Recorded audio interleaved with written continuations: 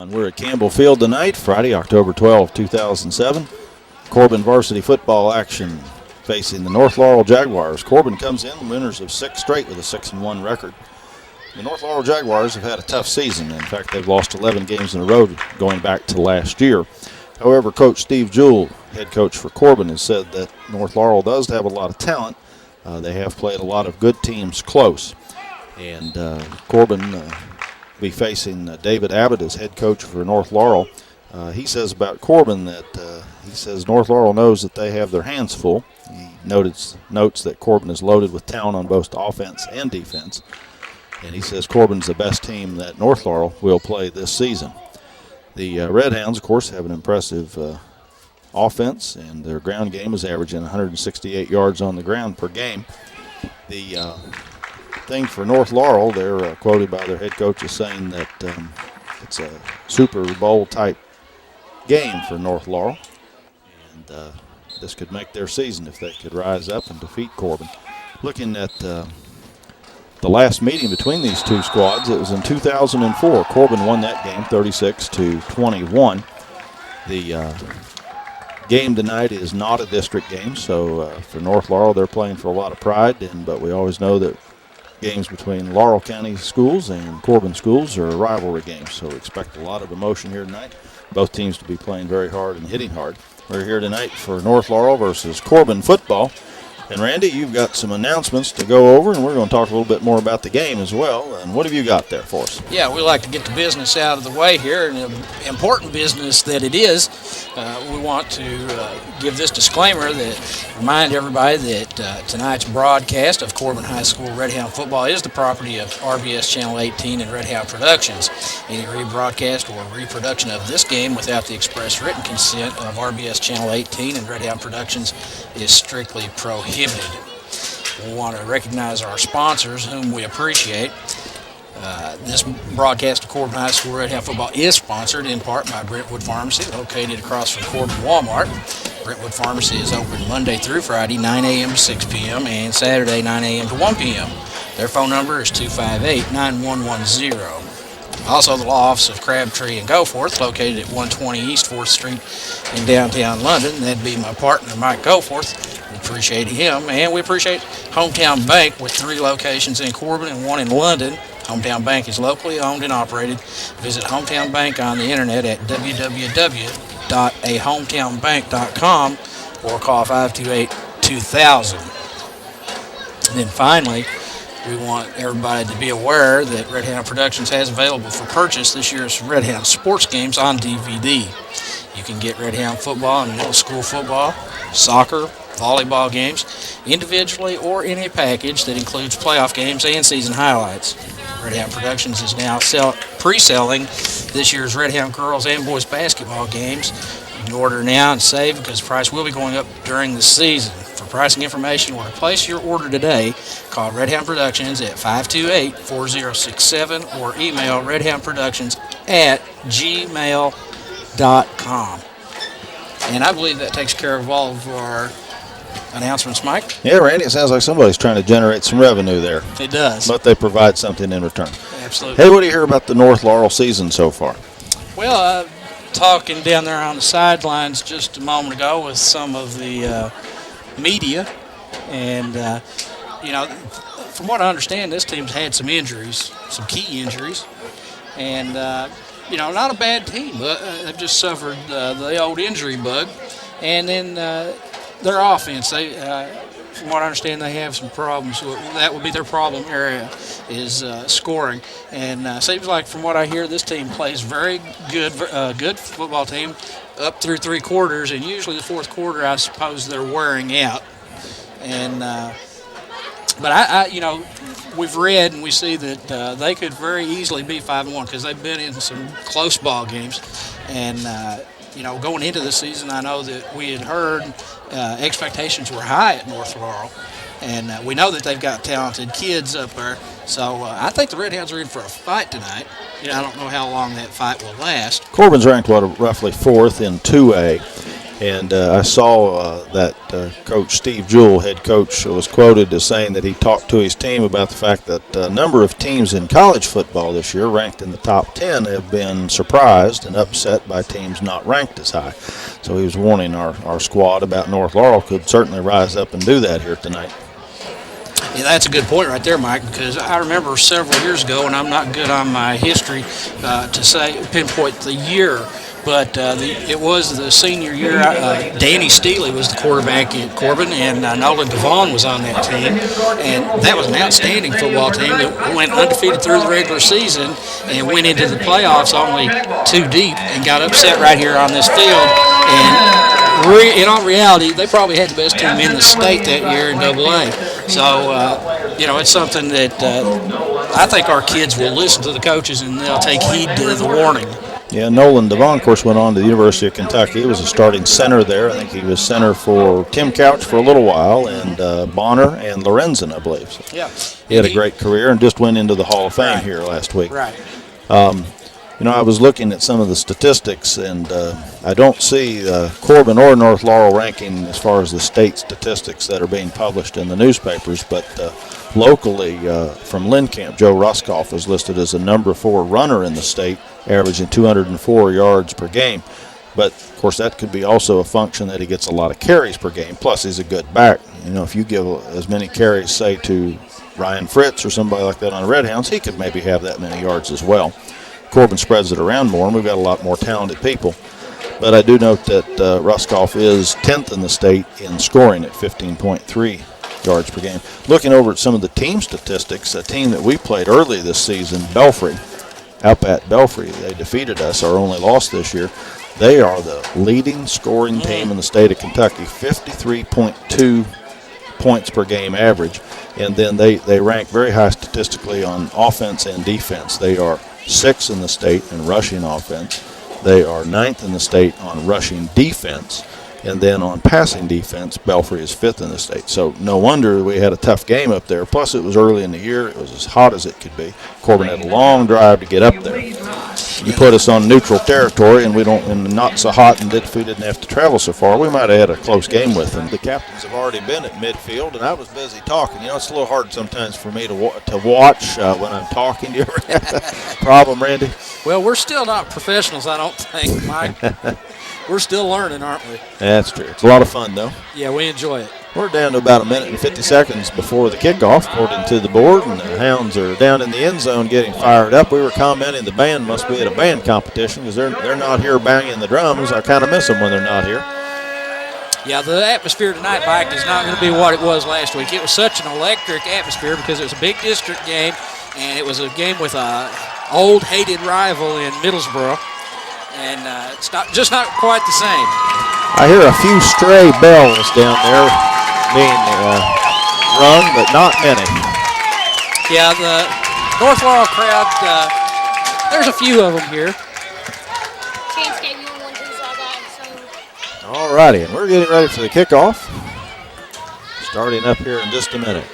They've got the clock set, 12 minutes for the first quarter of action. We were commenting earlier, this is North Laurel they want to rise up here, and kind of for them it's like a big playoff game because if they can get a big victory over Corbin tonight, that'll help ease a lot of losses they've had this year, tough losses. Well, they're out of the playoff picture now, North Laurel is, and so this, of course, I guess intensifies the game as far as they're concerned because, first of all, it was a big game because it's Corbin. Now, knowing that they don't have a chance to go on the playoffs, I think it makes it even bigger to them. And this will be a big part of salvaging their season. I see North Laurel teeing the ball up to kick to Corbin. I see Ryan Fritz, Rob Maiden, and I believe Corey Sewell back deep for Corbin at the 20-yard line to receive. The rest of our linemen are all bunched up because North Laurel's in a huddle right over the ball.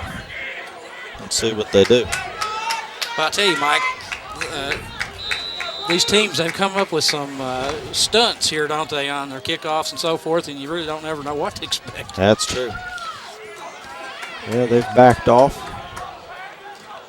into a more normal formation. We're ready to roll. Corbin got another player in a different position over here. Kick back to Maiden. at the 18. 25, 26. Pretty good coverage. Good kick return. And it's good coverage by North Laurel. I think they did a good job there on the kick coverage. He only got maybe about 10 yards on the kickoff return, up to about the 28-yard line. Well, it'll be interesting to see, Mike, tonight how the Redhounds come out of the gate here after that big victory last week against Middlesboro. It could be a letdown. Let's hope not. You want to keep your momentum up, I think, at this point in the season and keep playing very well. I see number 2, Wager, split wide to the right. Cashin's back to throw. Throwing toward 42, Watkins, incomplete. That ball's a little bit short. I think if he'd had a little more on it, he'd have hit him. I think we need one of those receivers to start coming back to the quarterback there. They almost got a little too deep on him. He had plenty of protection back there. Yeah, he had the good receivers got way downfield on him. Yeah, O-line did a real good job there. I mean, he didn't get any pressure whatsoever. 2nd and 10. Wagers and Sewell to the right. Watkins is split right as well. Maiden. Penalty flag. Well, he got about 9 yards, but I'm afraid we're going to have a holding or a blocking penalty. Yeah, that one may be coming back. Yeah, I see this official pointed at Corbin. Hold. The flag's laying about the 33, so if they mark it off from there, we're back, to about the 23-yard line.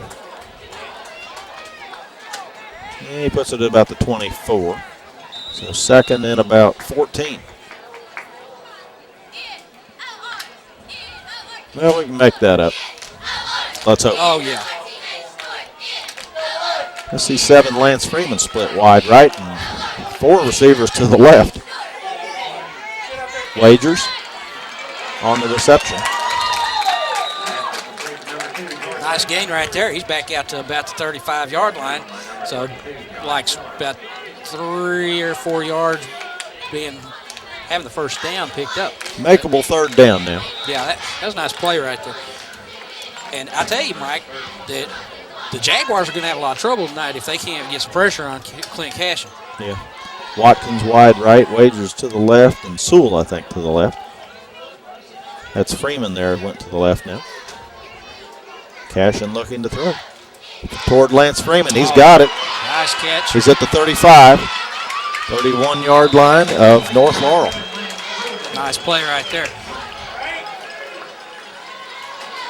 Well, the Redhounds have come out throwing tonight, and of course we know we've got a potent offense, a good running game we've got. Very balanced attack. We're down to 10 minutes, 32 seconds in the first quarter. No score yet, but Corbin's moving the ball here down to the 31-yard line.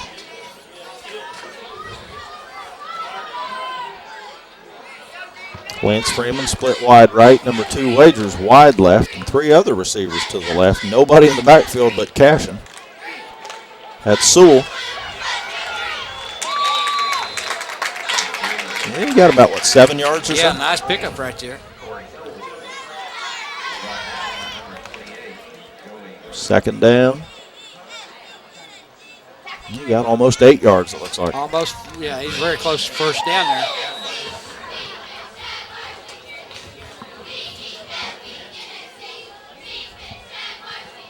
Well, Mike Campbell's in the backfield with Cashin this time, but we've got Watkins and Maiden to the right. Fritz in motion. Cashin keeps it. Watch He may out. go. Watch out. Down to about the 2-yard line, maybe the Inside 1. the 5, yeah, that was a nice run by Clint. I was just talking to a fan over there before the game, and he's mentioning that, Clint last year wasn't the most fleet of foot, and he's doing a much better job this year moving. He did lose a pound or two. I hear that he worked harder this year in the offseason than he ever had.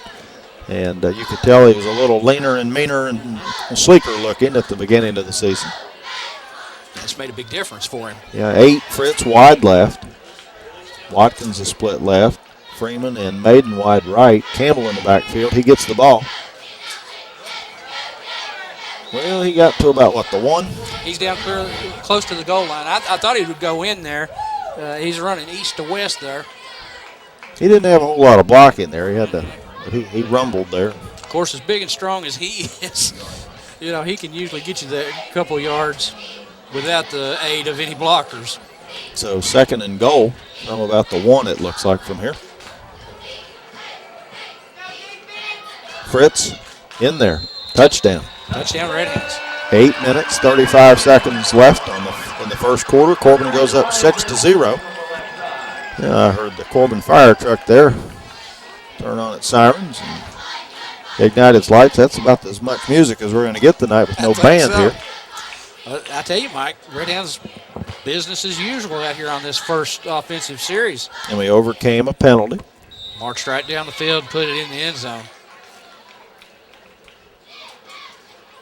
Is it Cashin getting ready to kick the ball? It looks like Cashin's getting ready to It does play look like kick. number 3. Maybe Wagers has a sore foot or something. I haven't heard, but Wagers has taken care of all the kicking duties thus far this year. And that is Clint. did he put on one of those wraps around the ankle to keep the toe up? Or? I think that's what he's done, and we're going to get a delay of game. So Yeah, it took him a while to get that on. Well, they'll have to mark it. Maiden will put it down at about the 15, so that makes it a 25-yard kick. I don't recall, Mike, seeing Clint kick any PATs or field goals. Well, it was a nice-looking kick. Hey, it was good, too. He nailed it. Pretty good-looking kick there. All the way down to about the 7. He's up to about the 26, 27-yard line. 1st and 10, North Laurel at about looks like they're putting it down at the 26.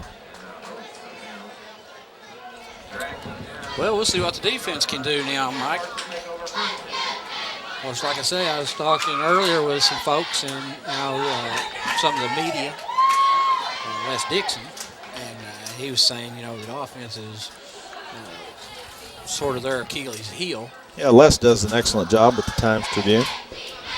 Sports editor, I believe.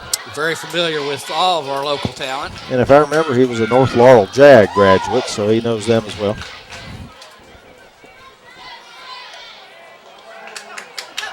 Handoff to the right. Had me fooled there, Randy. Yeah. Well, I was noticing there, Mike, that's not Wardrop. I thought Wardrop, is the quarterback. I was thinking, but this is just not Wardrop. Of course, we don't have a roster, so I don't know who that is. But I do know that number 12 is Wardrop. Got about 3.5 yards, makes it 2nd and about 6.5 yards to go for North Laurel. The ball just across the 30-yard line by about a foot. 7 minutes, 50 seconds remaining, first quarter. And I see Wardrop's on the sidelines. So. And they get about 2-yard gain there. Lance Freeman, number 7, quickly on the defense there. So 3rd down and about 3. Yeah, Wardrop's one of their team leaders. He might be hurt or maybe he's being disciplined. Who knows? That could, that may be a possibility. Of course, we're just speculating. I did see him in warm-ups, and he appeared to be fine. So who knows?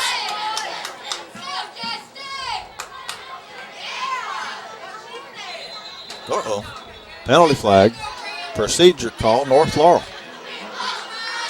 Well, if you're North Laurel, Mike, and you're coming in here looking for your first victory against a real tough Redhound team, it's going to be very important to them to keep the referees keep the yellow flags in their pockets unless they're throwing them on the Redhounds. Yeah, they had a real makeable 3rd down there at about 3, and now it's 3rd and about 8.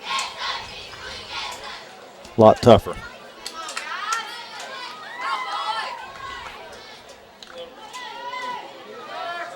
I see number 9, C.J. Crawford over here at right cornerback, and number 4, Corey Sewell, split to the left as cornerback. Cashin in at safety. He's going to get some heat there. He's going to be close to 1st down yardage. Michael Campbell made contact, I think got him out of bounds. Let's see if they mark it. It's close to a 1st. That's Caleb Watkins getting back there putting some heat on the North Laurel quarterback. To no avail as Jaguars convert and they'll go 1st and 10. 6:34 left on the clock. Well, a lot like the Corbin. We had a penalty in our first set of downs there, and we overcame it and got a first. Same thing, North Laurel. They got 3 receivers to the right, 2 to the left. Nobody in the backfield but the quarterback. Incomplete. He had his receiver there. He very makeable play right there. Just threw it behind him a little bit. As I recall, Corbin assistant coach Greg Duncan was head coach at North Laurel for a period of time and then came back to Corbin. That's right. Yeah, I don't know the reasons why he left there. It may have been his decision. But I do know that it would have benefited them much if they would have been able to kept him up there. Well, what I recall was he left the position, and just from hearing people talk, there's a lot of politics involved there about who wants to play and what calls they want played and made. Well, he comes from Corbin, and it's always been my knowledge that at Corbin you have to earn your spot on the field, and I'm sure that's the way he coached. Yep.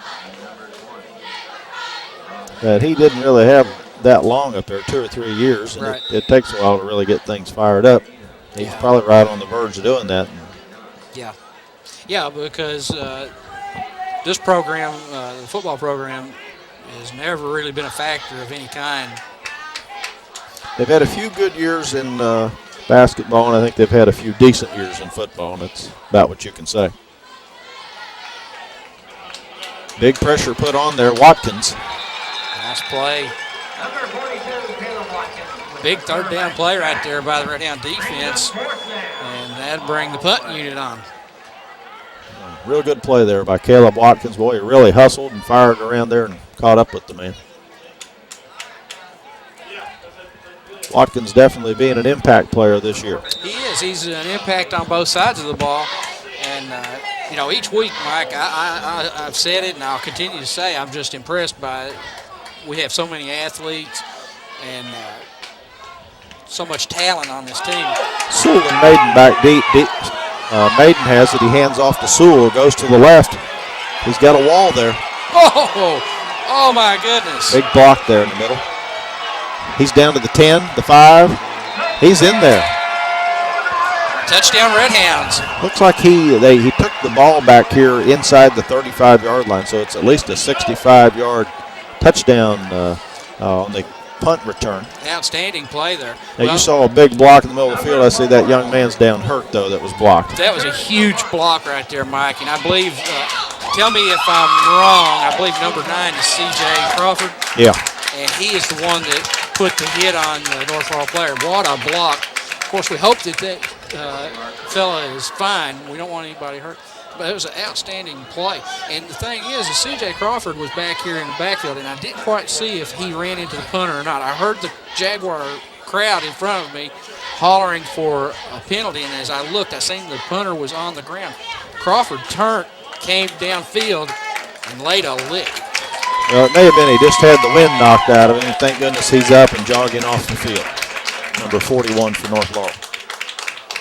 I also think I saw a flag thrown over here, Mike, if I'm not mistaken. I thought I seen a referee throw a flag down here. I don't see one right now. Maybe they picked it up.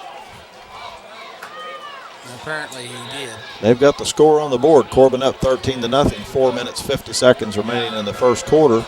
Cashin again is going to try to kick the extra point. He was successful in the first try.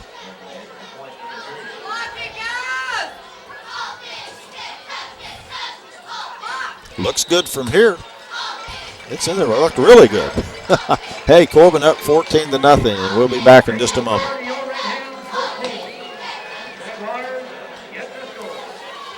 That was a real nice looking kick. I'm telling you, what a block. Did you see it? I was following the ball. Following the ball. I missed it. I was following it until I seen that. It was a clean hit, too. I mean, he just laid him out. And I was concentrating on it so much. Who was it, Maiden? I thought number 4, Sewell, took the ball in on the punt return. Okay, Sewell. He took the handoff from Maiden. Maiden caught the punt, handed it off to Sewell, took it to the left. That's what I was thinking, that Maiden had caught the ball. What a block. I tell you, I like to see hard-hitting, clean hard-hitting. Let's go back. All right, and North Laurel's getting ready to receive the kickoff from Corbin. And, the way they're putting the ball, Randy, I think you were right. There was probably an unsportsmanlike conduct penalty against North Laurel. I think it was. Which is being enforced on the kickoff by Corbin. So you're the Hawkeye here tonight. You saw the flag, and sure enough. Well, I didn't see the signal, but I did see the flag thrown. The wager's to put this in the end zone. If he kicked it hard, he's just going to kick it down to about the 6. Good convergence there by the defense, kickoff return defense team, and they bring him down to about the 22-yard line. North Laurel will take over 1st and 10. I believe number 5 that returned that ball for North Laurel is an old neighbor of mine, his son. I believe it's Tyler Pennington that returned that ball. I'll check on that at halftime. I've seen his dad sitting down in front of us. I believe that's who that is. Well, Corbin with a 14-point lead at this point.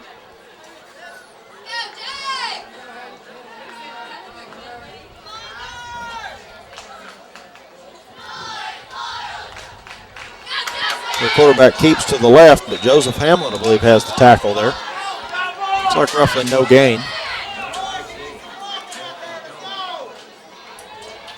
Well, as I'm looking at here already, I'm starting to see some substitutes in this game, Mike, and we'll do what we can to keep up with the numbers here, but I already see number 6, Devin Sanders, in at safety, and I was noticing Daniel Nance is in there on the line, and also 52, Matt McVeigh. That's 3 of the new numbers I've seen checked in. And I see the PA announcer said number 9, C.J. Crawford on that tackle, but I thought it was 19, Joseph Hamlin. Crawford may have had a hand on that. I remember Devin Souders, number 6, playing the middle school ball when we covered that. Incomplete. Good rush put on by Corbin there. Lots of pressure back there. I'm trying to pick up the number. That was number 19, Joseph Hamlin, I seen, and number 65 back there also, Sean Nolan. Well, like we talked before the game, Mike, we expect to see a lot of our young kids get some playing time tonight. And I think this will be beneficial to the Redhounds right now to get a lot of young kids in there, because you never know when you're going to have an injury or need to use one of those kids. Yeah, good point. We've got Clint Cashin on the sideline right now. Often he's in at the starting safety position, but instead it's number 6, Devin Souders, in there. Quarterback is flushed, and he's running for his life. Incomplete. Releases it is number 68. Daniel Nance was burned down on him. Good pressure again by the Redhounds. And number 52, Matt McVeigh, I see over there. You know, Mike, of course I know this one fellow, he's got a son out there. He's got a son that's on the sidelines injured also. Matter of fact, he's got twin sons that play there at North Laurel. Tommy Pennington, neighbor of mine when we was growing up, and so I know him, and I know some of the people there from North Laurel. I just sort of feel a little bad for them because they're having such a rough season, and you know, I've been through that with Josh when he was a senior. We got off to a slow start here at Corbin, and just sort of feel bad for him. Rob Maiden takes the punt at the 42-yard line. Boom, he's brought down. Nice tackle. At about the 41-yard line. I don't feel so bad, though, Mike, that I want to see us lose. I hear you. Make that clear. Yeah, 3 minutes, 30 seconds, 36 seconds remaining in the first quarter, and Corbin takes the punt. So we'll take over again, 1st and 10. I like to remember, you know, these kids are just like our kids. They've been out there, they've put a lot of hard work and effort into what they're doing, and you'd like to see them have some success. So after we beat them tonight, I hope they win out. Good point. Cashin still in at quarterback for Corbin. Looks like he's going to be going to the shotgun formation. 34, Mike Campbell's right there with him in the backfield. 42, Caleb Watkins. 20, Rob Maiden to the right. 4, Sewell, and 8, Fritz to the left. Cashin throws in the direction of Caleb Watkins. He's got it at the 40, the 35, the 30, 20. He's tripped him down at about the 12, 13-yard line. I believe that was Pennington that brought him in. Excellent pass route and reception there by Watkins, and good run with the ball after he got the ball, too. 1st and 10, Corbin at the North Laurel 13.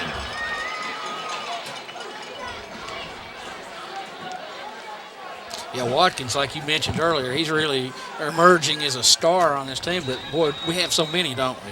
That's true. 20 Maiden, 42 Watkins go to the left. 7 Lance Freeman splits out wide right. Campbell and Fritz in the backfield. Lots of time. Lots of time. And That's in Maiden's direction. Great catch, Rob Maiden.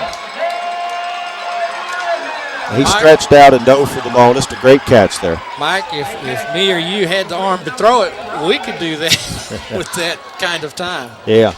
3 minutes left in the first quarter. Corbin now goes up 20-0. And they're trying to get that wrap on Cashin's foot so he can kick another extra point.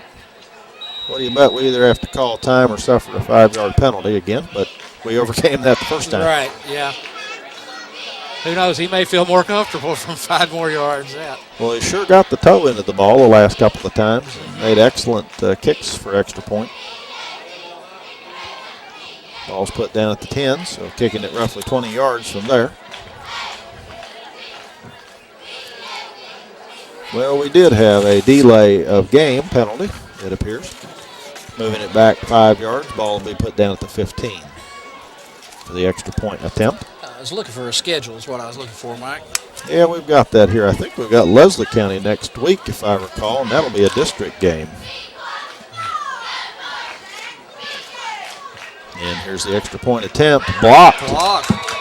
So Corbin leads 20-0 with 3 minutes remaining in the first quarter. Well, Mike, I think this is what we expected. And as I mentioned to you earlier, hope you had a lot of material. And I've already thought, I wonder what our old buddy Steve Olson's doing. He's hunting deer, I think, this weekend, if I remember. Going deer hunting. Well, they got a good run back there across the 30, or close to the 30-yard line. North Laurel will take over 1st and 10 from there. Well, Randy, I got my Appalachian State sweatshirt on. I know that's one of your favorite teams. I really appreciate that, Mike. Of course, we've mentioned it a time or two. I think it's been mentioned on the broadcast. I am a Michigan Wolverine, and I must say, I appreciate good friends that, will do things just to show you how they appreciate you. Well, I bought this off of a clearance rack at Lowe's Sporting Goods 3 or 4 or 5 years ago. Really not familiar with Appalachian State, but I remembered buying it, and I found it. Well, you're familiar with them now, right? It took me a couple of weeks to find it after the game, and, of course, tonight's our first good cold night, so I thought I'd wear it tonight. Well, I appreciate that, Mike. I really do. Little shuttle pass up the middle, but a very short gain of a yard or two. One of our interior linemen on the tackle, it appeared. Might have been Sean Nolan, number 65, I think. So roughly no gain on the play, 2nd and 10, North Laurel. Well, you mentioned the weather, Mike, and I have to say this is great weather tonight. Football weather. Supposed to get down in the 40s overnight, and I'd say it's in the 50s now, probably low 50s. This is so much better than 90 degrees in October. Yeah, that was pretty rough there for a while. I'm sure the kids, have been working since July in that weather, and I'm sure they're glad to see it cool off, too. Yep. A lot safer for the players. Yes. They've got 4 or 5 out and pass. Incomplete, I believe. Hit the ground, incomplete. We'll bring up 3rd down and 10. Lance Freeman looks like was the nearest defender, but the throw was down around the ankles of the intended receiver. Well, unfortunately for the Jaguars quarterback, he's not getting the kind of time that Clint Cashin's getting to look at his receiver and make a pass. Yeah, he's having to roll out. Yes, he is. And to the Redhounds' credit, for the most part, that's the way our defense has operated this year. We've been getting good pressure on most all of our competition. No shotgun formation. He's got receivers to the right and to the left. Nobody in the backfield with him. Watch out, Caleb Watkins. Almost intercepted by 20, Maiden. Oh, Incomplete pass. Mike, that hit him right in the hands. It looked like it probably surprised him. He was in good position as the ball was thrown and stepped in there and just about got it. Minute and 55 remaining in the first quarter. North Laurel now 4th and 10, looking at a punting situation. Yeah, you check the schedule there. We've got Leslie County here at home next Friday night, October 19. That's a district game. So it'll be good to win that and go undefeated in the district. We've won 20-something in a row, haven't we, in the district, yes, if I recall? 26 or 27 or more. Been many years since we've lost a district game. It may be 28 or 29 in a row. It's a big number now. Of course, we're in a different district this year. There's the punt. Pretty good punt. Taken at the 43 by Maiden. He takes the handoff and tries to come around the right side, but the North Laurel Jaguars, they spring right on him there and bring him down. Good coverage on their punt there by the Jaguars. And I'm glad to see that, actually. I'm glad to see that they're still playing because they're already down 3 touchdowns on the road. And it'd be easy for them to pack it in right now. And got to give credit to the kids as long as they keep putting forth the effort because, you know, they are in a tough situation. Well, these guys, they enjoy playing. And so you're out here to enjoy, but also you want to excel, and that's part of enjoying the game. Cashin takes the snap. Throw over the middle toward Maiden, a little bit high. Oh, almost picked off. Almost. I think that was Pennington that almost picked it off as it went off Maiden's hands. Be 2nd down 10, a minute and 34 remaining, first quarter. Corbin up by 20 points.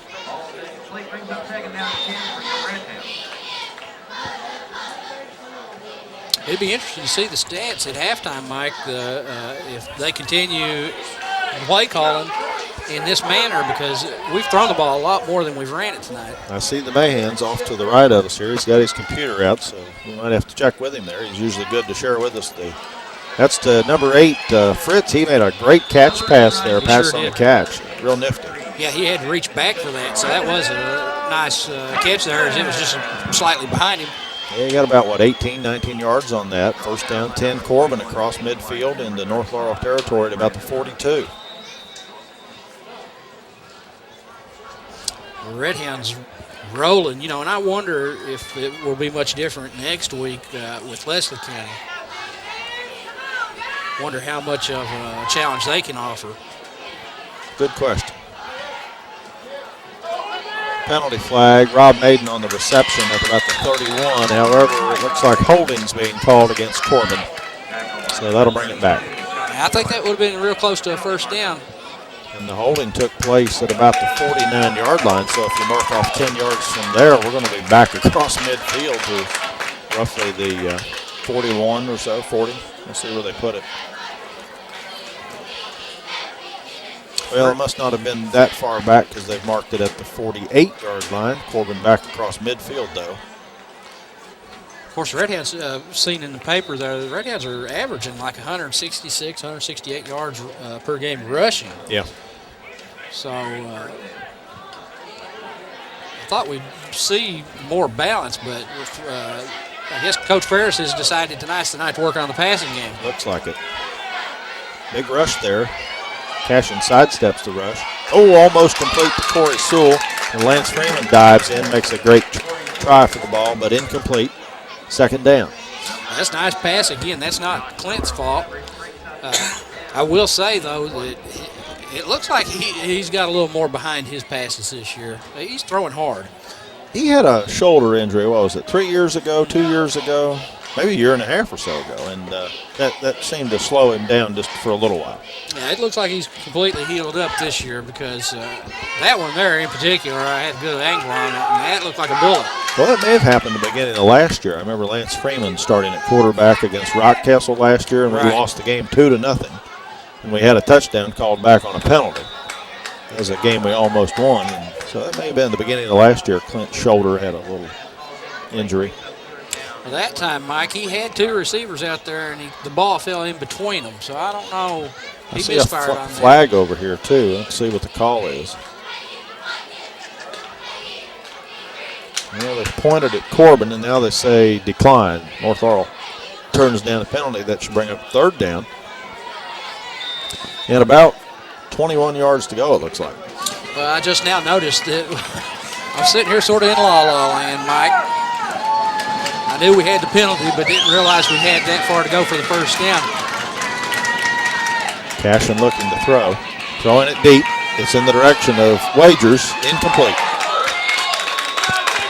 Wagers made an adjustment, tried to get to the ball. The ball was thrown to the inside, and he did all he could to get there, but fourth down. Well, he didn't have everything on that ball. It was a little wobbly. Well, there was, again, he had pretty good protection. The receivers got downfield on him pretty far before he released the ball. But he had to wait until there was a little separation there, or he anticipated a little separation. They had good defense on that play. They were with the receivers. They did, yes. Punt formation. Cashin back to punt. He gent it out of there. Good-looking punt. Boy, that was a nice punt right there. Fair catch called and taken at the 10-yard line. Yeah, for Clint, that was a big kick of, 42 yards maybe? 43 yards? 42 yards, I think. Had a lot of hang time on that one also, Mike. That one was up there. It was impressive. 24 seconds left in the first quarter. Corbin in command, up by 20. North Laurel has its work cut out for it, taking over at the 10 of their own 10. Yeah, they really do. And it's hard to believe that we're still in the first quarter. This has been a long first quarter, seems like.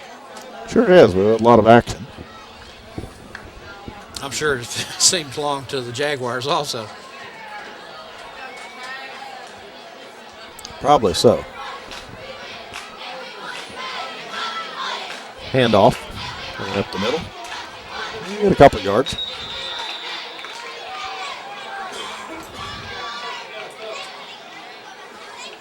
I think 20 Maiden had a part of the tackle along with 65 for Corbin. That'd be Sean Nolan. And one or two of the other linemen were in the area there. Looks like about 1.5 yards gain on the play, bringing up second and about 8.5. And that'll be the end of the first quarter. North Laurel has their work cut out for them. Yes, they do, Mike. Looking across at the stands over there on the home side of the field, and not quite as big a crowd, but of course this is fall break week. And so there's a lot of folks that have gone out of town. And I expect next week with Leslie County coming in for our final home game of the regular season that we should have a big crowd again next week. Not a bad crowd tonight. Yeah, considering you mentioned UK's having its, I'm going to call it Midnight Madness, but it starts tonight about 9 o'clock, as I recall. Number 4, Sewell brings him down, but 68 for Corbin. Daniel Nance gave the back all he could handle there and kept him preoccupied, and that allowed number 4, Corey Sewell, to come in, converge, and make the tackle on the play. I tell you, another thing I like about our defense, seems like we have such good pursuit. Every play defensively, they're really going after the ball. So a little loss on the play, and that's going to bring up third and at about 11. The ball marked inside the 10-yard line at about the 9. North Laurel's got to come up, looks like, to about the 20-yard line for a first down.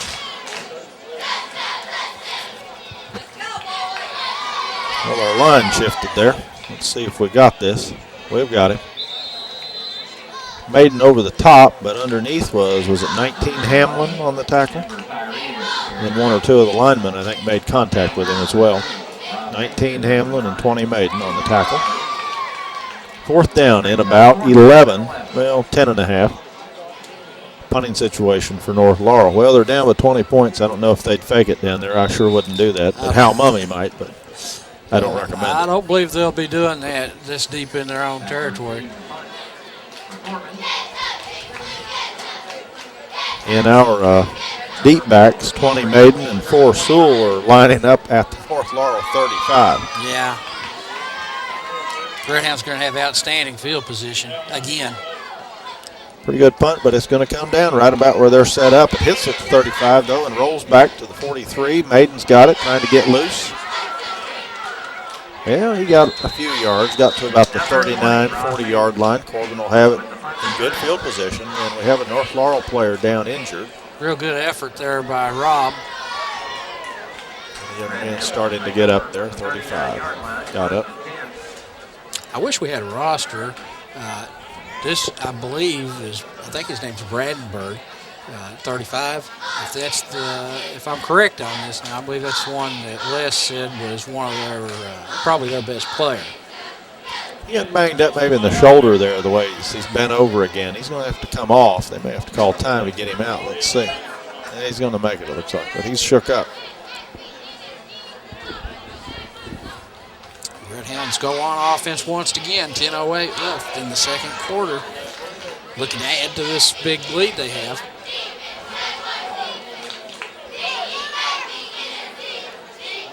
And North Laurel gets another player in. Cashin back in there. He's got the play. Lance Freeman right there in the backfield with him. 4, Sewell. 2 Wager split left. Now Freeman split left. Cashin looking at number 2 Wagers. He's got him down to the 20-yard line, maybe the 19.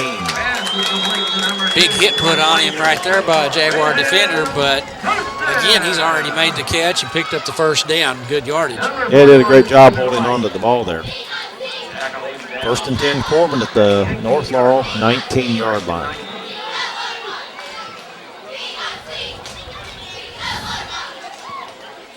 Now we're down to 9 minutes, 50 seconds remaining. Second quarter.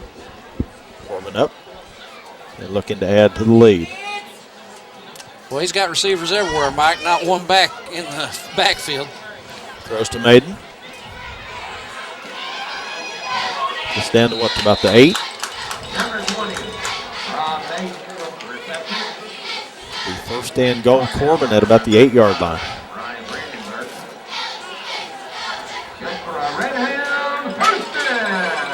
It's almost closer to the 7, it looks like, from here. First and goal from the 8-yard line. 7-yard line. PA announcers engaging in the same debate. I think you heard him say 8, and then he said 7-yard line. You know, Mike, we might need to invest in a Fumble. pair of binoculars. Yeah. Ball start. Corbin. It's going to cost us 5 yards on the penalty there, illegal procedure. Now, you know, with the Redhounds up 20-0, 9 minutes still left in the first half. You know, now the thing that challenges the Redhounds, I think, is to keep their focus. I'm sure the coaching staff, that's what they'll be after them to do. So, first and goal from about the 12-yard line. Fritz with the ball. And about the 7 or 8.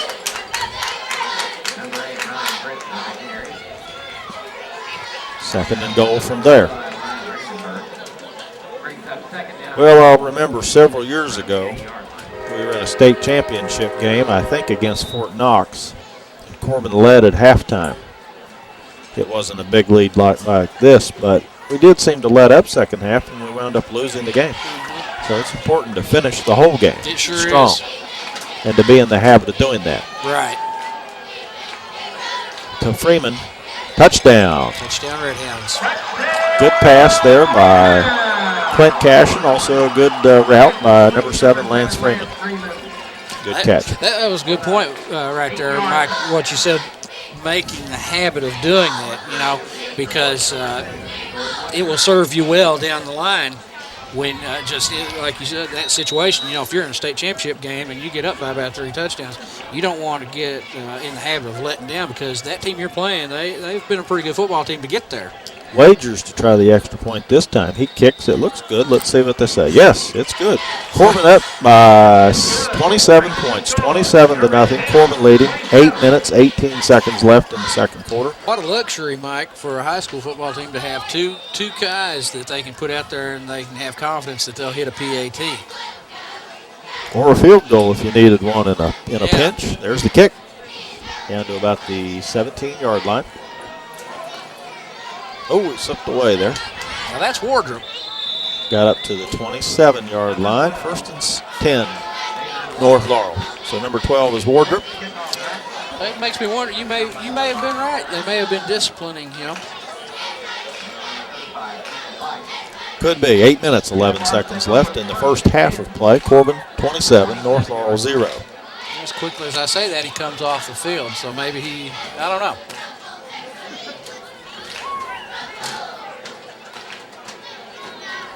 We need an on-field reporter. Wouldn't hurt. You want one of those female ones that they use on the big national broadcast. They have an attractive young lady on the sideline. That'd be all right. Handoff up the middle there. 2 or 3 of our linemen are right on him, and 15's in on the tackle for Corbin, Hunter Robinson. And I think I saw 65, Sean Nolan, part of the tackle. Looks like no gain on the play. 2nd 10. Well, the whole our line has been doing such a fine job, but number 65 in particular, Sean Nolan, we don't say a lot about the linemen anyhow, but he's a senior, and what a job he does. Outstanding lineman. A few other players are in. Number 30, Ryan Perry, who's a senior, is in.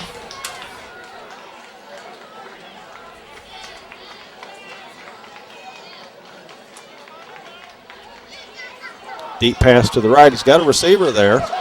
Little contact. Let's see if they call a penalty.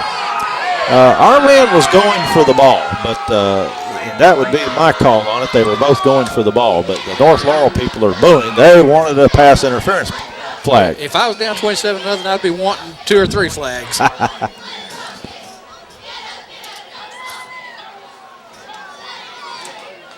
So 3rd down and 10 for North Laurel after the incomplete pass.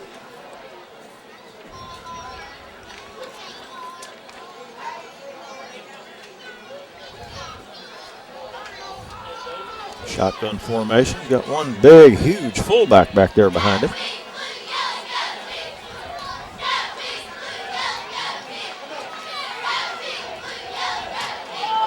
Lots of heat right there.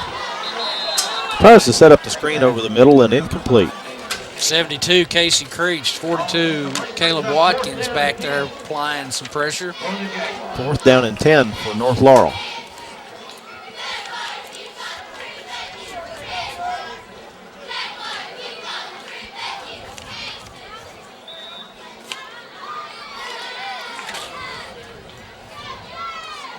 And a few more younger players come in. 26, Matthew Taylor, a freshman's in.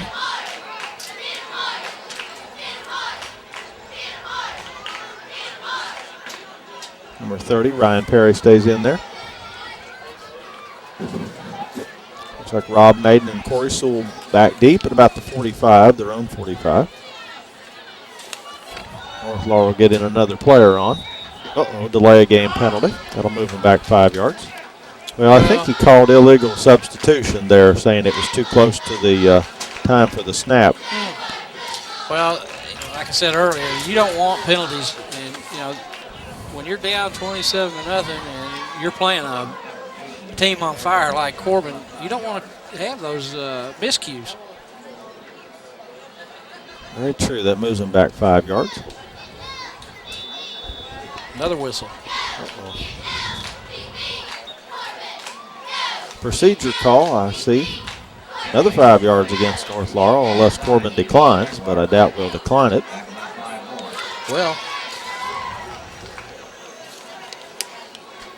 Sewell and Maiden have now come across midfield, setting up in the range of the 44, 45, 46-yard line on North Laurel's side of the 50 to receive the kick.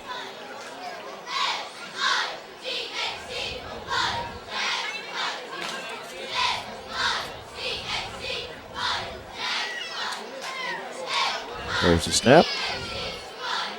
Decent kick, hits at the 39, bounces to the 45. Rob Maiden comes across the 40 to the 30, the 35, the 25, the 20. Kept fighting there and got good run back. He's running real hard, lowers his shoulder, and he's barreling through there. I like to see that kind of run.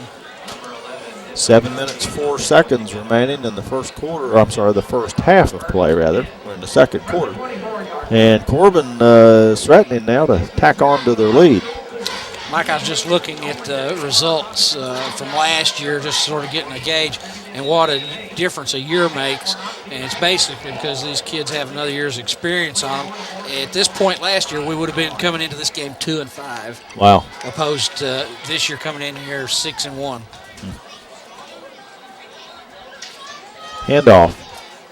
42 Watkins to about the 16-yard line. Good carry there on first down. Picks up about 7 yards. 2nd and 3.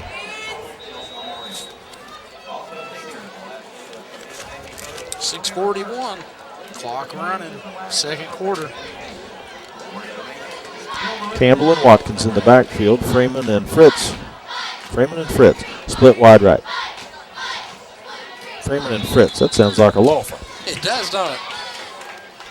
Kind of catchy. Well, we're close to first down yardage. It'll be 3rd and about 2 or 3 feet. About a yard to go. 3rd and 3 feet. About a yard to go. For the folks that might catch this broadcast, of course, coming up next week, Mike will have middle school playoff action. Looking forward to that. I think that's on the 18th, if I recall correctly. That's Fritz up the middle. Picks up the first down to about the 11.5-yard line.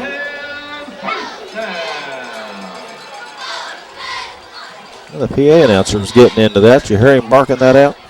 Yeah. Redhound first down. 5 minutes, 45 seconds left, first half. He's still very excited.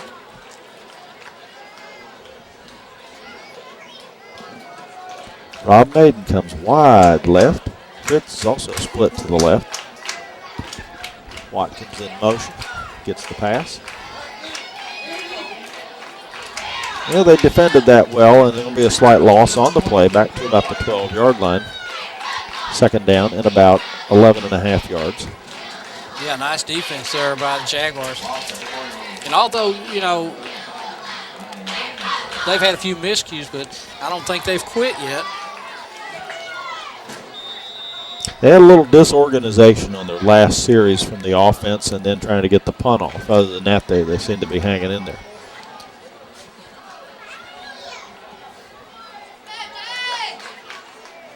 Campbell and Fritz in the backfield. Hand off those to Watkins, who comes across from the side. And, man, I think they had another loss on that play. And that wasn't Watkins' fault. That was just the defense was there. Yeah, that was good defensive play. This series right here, they have stiffened their backs. Speaking of the Jaguars on defense. 3rd down at about 13. Line of scrimmage looks like the 14-yard line of North Laurel. Corbin threatening here. Nobody wide, 3 backs in the backfield.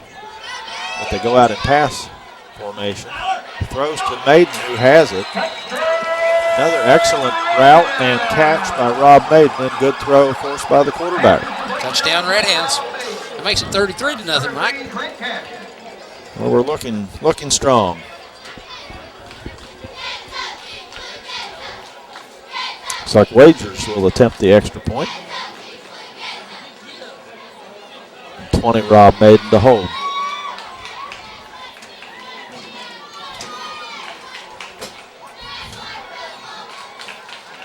I tell you, Mike, I was just thinking, there's the kick. Looks good. Yeah, they say it's good. Uh-oh, penalty flag. 2 penalty flags. Well, we got a little scuffle going on in there. Let's see what this is about. You know, we don't want somebody to get ejected from the game for fighting because I think you have to sit out next week too, don't you? Yes. They get the boys apart, the young men apart. I'd say it's some frustration on North Laurel's part. I'm not saying necessarily they instigated it, but it's against the Jaguars. He pointed to the middle of the field. I think they're going to mark it on the kickoff. So Corbin's going to get, extra 15 yards on the kickoff here. That makes it 34-0 for that penalty against North Laurel. Hurts them. Wagers kicks it. I think it's going to go in the end zone. It does. Touchback. North Laurel will have it out at the 20-yard line. Really didn't work to the Redhounds' advantage, did it? Not much. I had the thought there just before the kick there that seeing this type of score up here reminds me of some of our old Redhound teams that were so dominating the Redhounds really they've been playing some dominating football lately. Yeah. If you weren't up 34-0 and you're kicking off there after that type of a penalty, you would probably do an onside kick, because even if they get it, where are they going to get it? At the 35, at the 40, So you would try the onside, but with a big lead like this, no need to do that.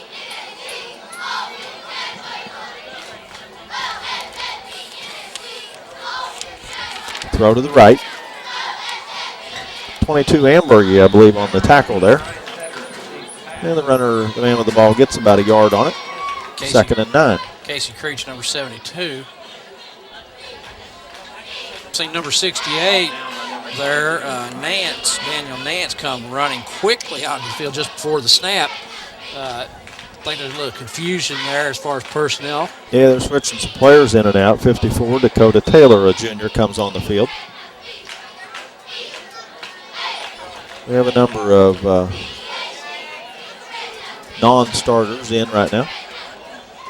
But a lot of these young men, if they were on smaller schools or other schools, they might be starting at other schools. That's but here true. they might be second string. That's true.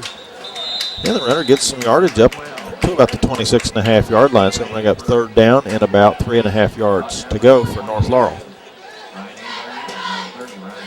I would truly like to know what the situation is with number 12, though, because I know he's one of their finer athletes. Wardrop. I understand 22 Ryan Ambergy and 30 Ryan Perry in on that tackle.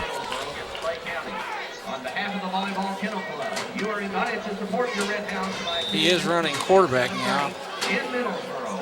3rd and a short 3, looks like.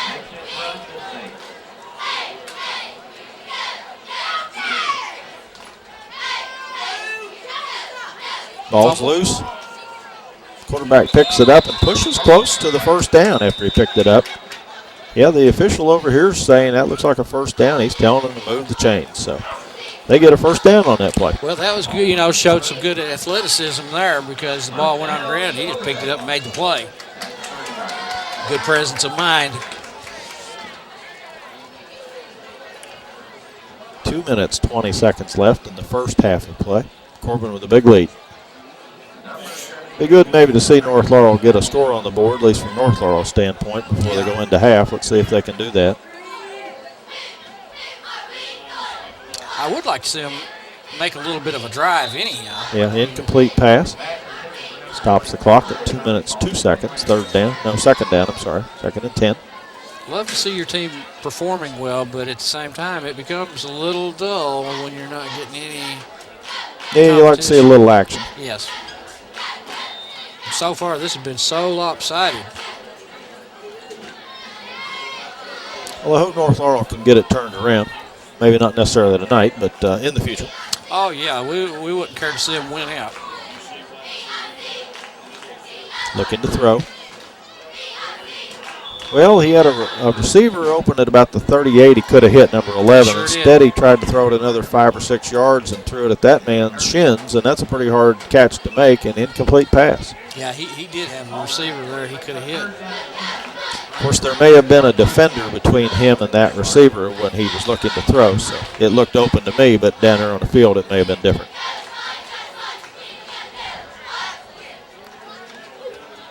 So 3rd and 10.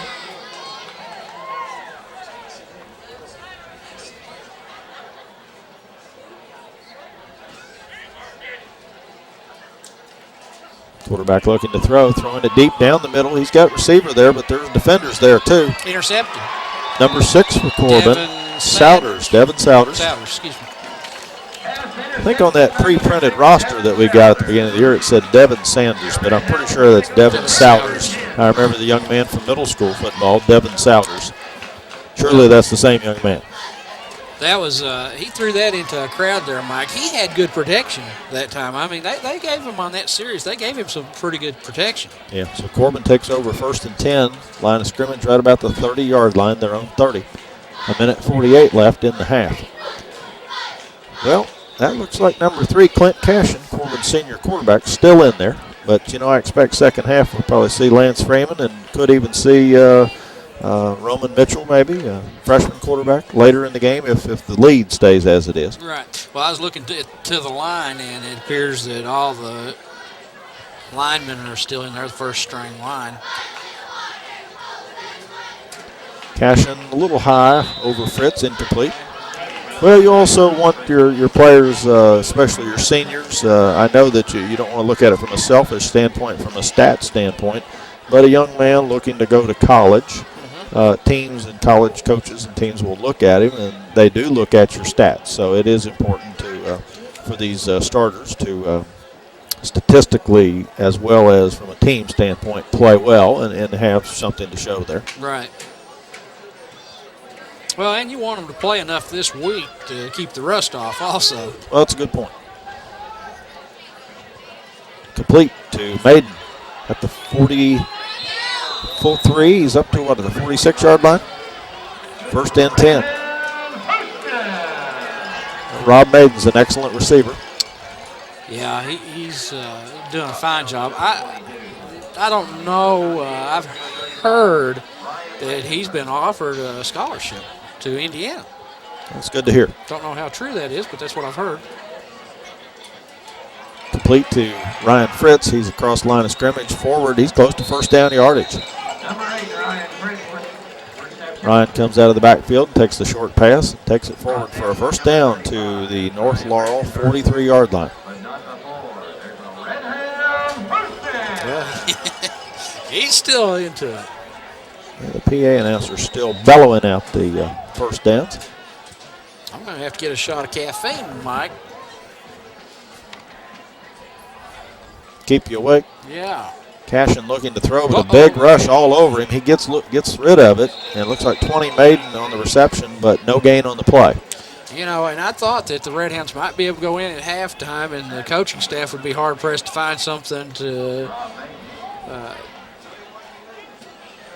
coach. They say a slight loss on the play, so 2nd and 11. That might have been a better one just to throw out of bounds. On the other hand, Cashin has a complete pass to show.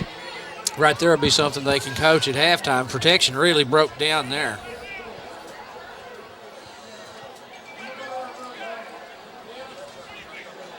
Again, he's getting some heat back there. Ooh, they bring him down for a loss on the play, down at back to midfield. Well, all of a sudden now the Jaguars getting some heat on Cashin. Down to 1:04 remaining, clock running, and we've got third down. Corbin has to come down to about the 32-yard line. Third and about 18, almost 19 to go. For all the passing that we've had tonight, all the passes he's thrown, Mike, he's not been getting any pressure until just here in this series, I think. Uh-oh, penalty flags all over the place. And they quickly point at Corbin. And they're looking over there at the coach. I almost think that somebody said something to somebody. Well, it was a short. Yeah, apparently not. It wasn't one of those unsportsmanlike plays. They just moved it back another 5 yards, looks like. And whistles again. Uh-oh. It's a sharp-looking pass, though, that Maiden catches, but to no avail.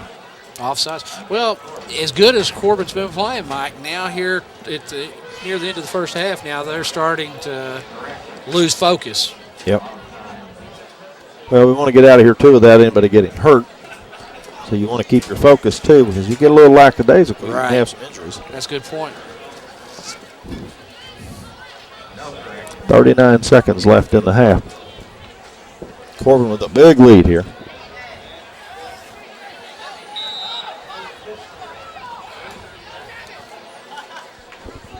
Looks like Corey Sewell and Jordan Wagers coming wide left.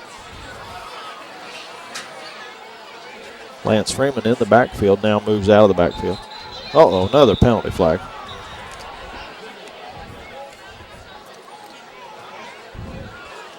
Oh, no. It's against Corbin again, Well, Andy. what's the call? I can't see it. False start. Well, I guarantee you now there's going to be a lot of coaching going on in the locker room. Because we didn't finish out the first half very no, well. they're not finishing very well at all. Something happened here, a little focus or something. Number 4, Sewell. Number 2, Wagers come wide left. Maiden's to the right. Lance Freeman goes out and pass formation, and Lance was open there, but the throws to Sewell, bounces off it, incomplete. If Cashin could have seen Lance Freeman earlier, he was open for a while there in the middle of the field, but Clint apparently just couldn't catch sight of him. And, of course, when you've got linemen in front of you, sometimes you can't see people up there. 4th and 33. Wow. Not something to put in the scrapbook. That series wasn't.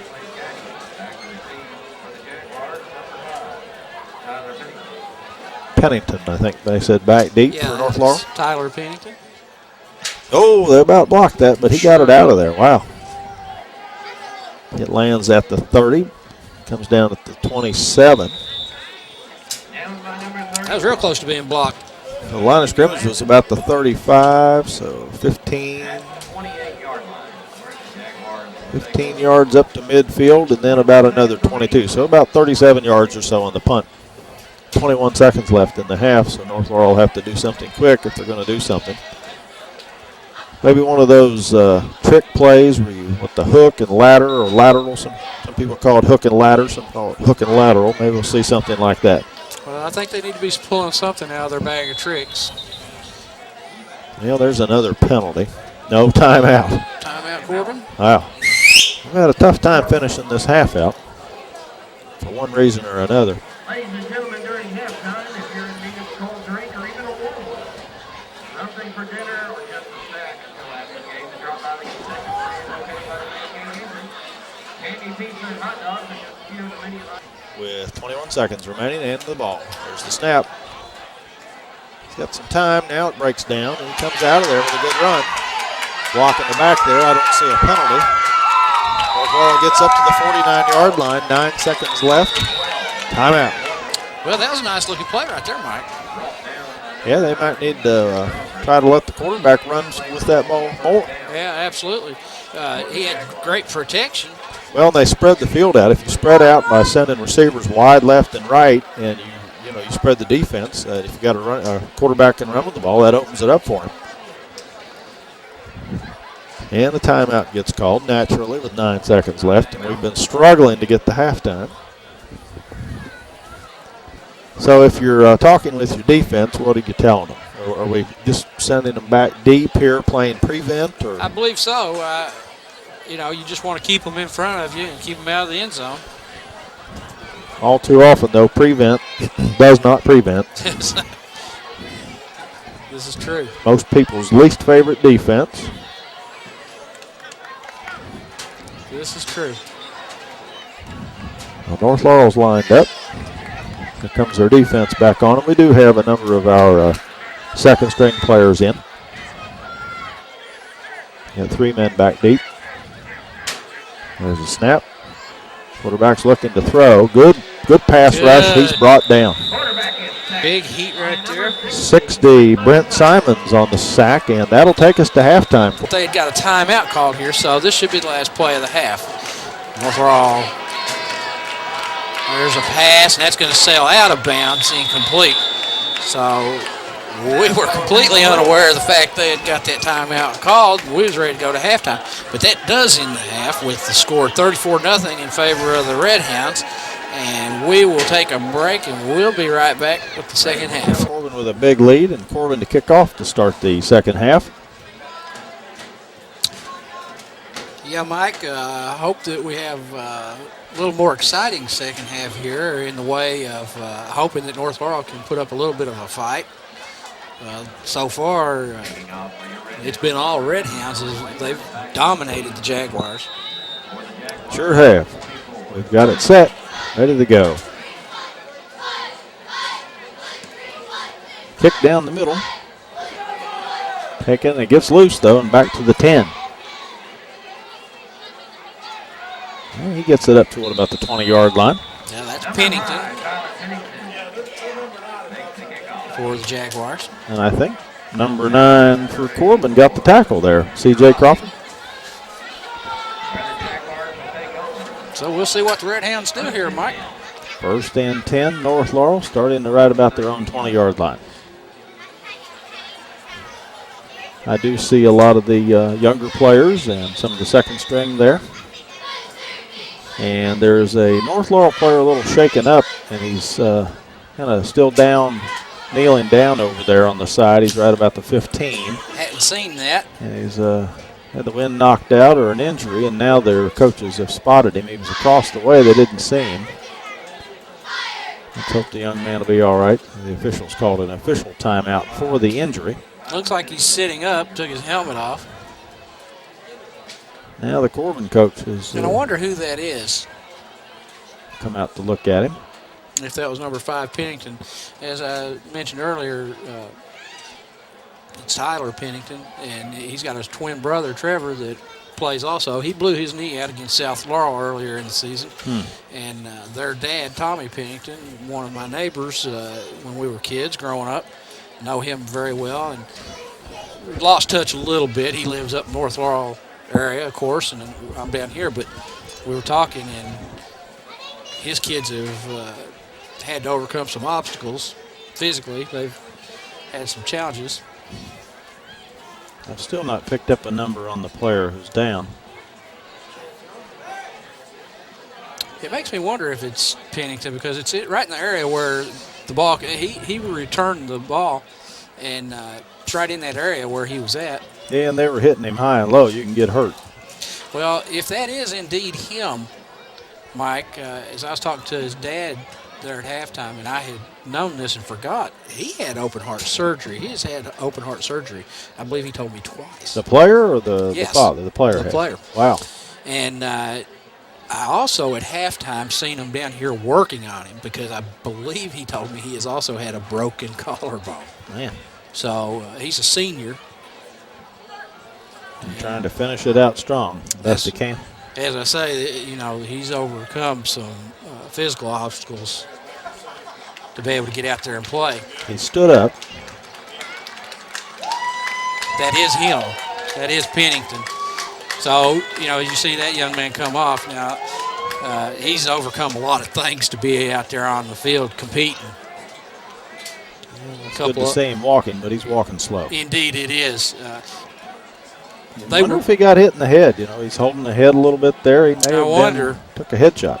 Yeah, looked like they were cutting some kind of foam to put around his under his shoulder pad there at halftime here on the sideline. He came out of the locker room, and he's sort of holding the back of his head or neck, isn't he?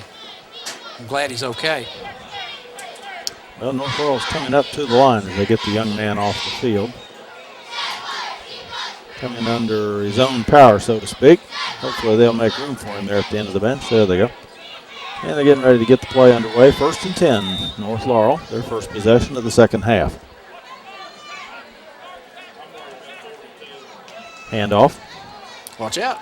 He's got some room. Good looking run there, and they can bring it up to about the 28, 29-yard line. Be second and short. About 2 yards to go. Best looking offensive play they've had, I think. I say you're right. Second and a short 2 to go. As I'm looking out there, Mike, looks like most of the first string defense out there on the field right now. There's a few exceptions for the Redhounds. To give, number 35. Well, looks like no gain on that play. Could have even lost a yard. I see 20 Maiden in on that tackle there. So it brings up 3rd down and about 3.5 yards to go. Big Sean Nolan, number 65, in there also.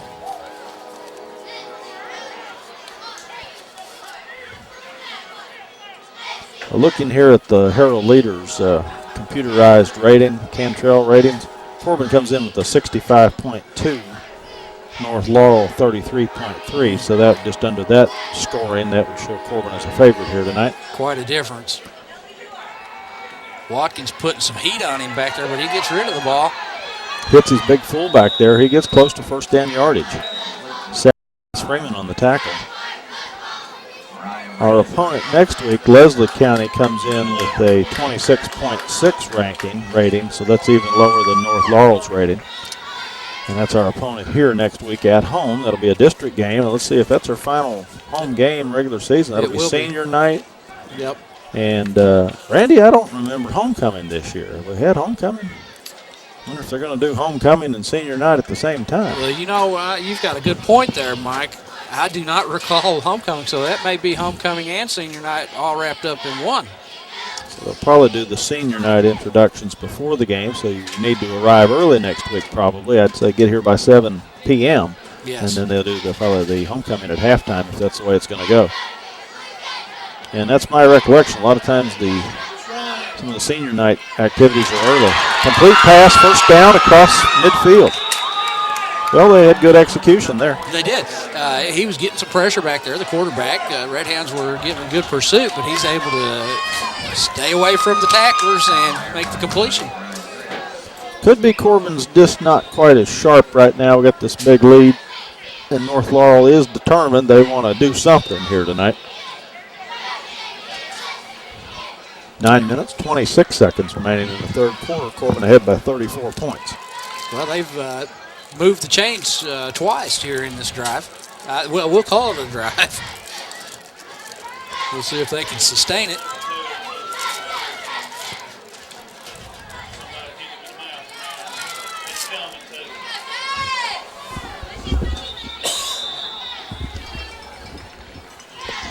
Well, pretty good defense there, yeah. No gain there, maybe a yard. Depending on the spot, but saw 56 Jared Martin getting up off the bottom of that. He might have had a part of that tackle there. I think the opponents, North Laurel, when they looked at film, they should know that everybody this year has had little or no luck trying to run up the middle.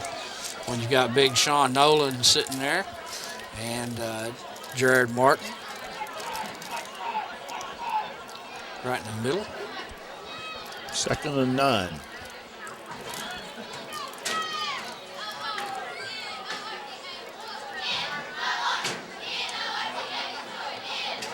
Ball's on the ground.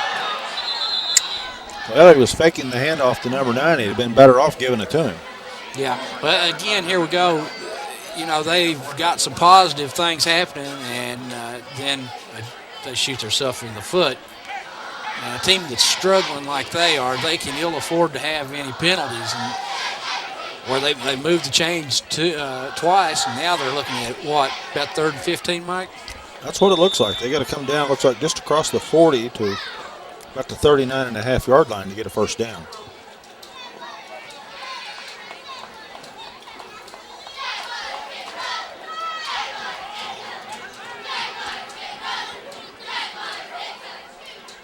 He's looking to throw. Complete. He's close to first down yardage. Number 4, Corey Sewell on defense gets the tackle, but I believe that's going to be a first down play. No, you know, they're bringing him back across on the other side of the 40. He must have got his knee down over here. Well, I don't know that he might have got a bad spot on that. Yeah, I didn't see his knee go down. No, I thought he was clearly across the 40. That's what it looks like to me. Perhaps his knee touched. We're under 7 minutes now in the third quarter. North Laurel trying to get its first score on the board. 4th down at about 1.5 yards. Big 4th down for North Laurel. Big 4th down play. Give up the middle. I don't think he has it. I don't either. No, he doesn't even get back to the 40. Corbin defense swells up there. Looks like 56 Jared Martin. 65 Sean Nolan again right there in the middle of that Corbin defensive line. Corbin takes over. 1st and 10 Corbin. They've got it at their own 42-yard line. Well, I feel a little bad for him. I would like to see him do something, But maybe next time, Mike. They did show some signs of life there. I believe we got our starting quarterback, Cashin, still in there. He gives to Fritz up the middle. He gets short yardage to the 45.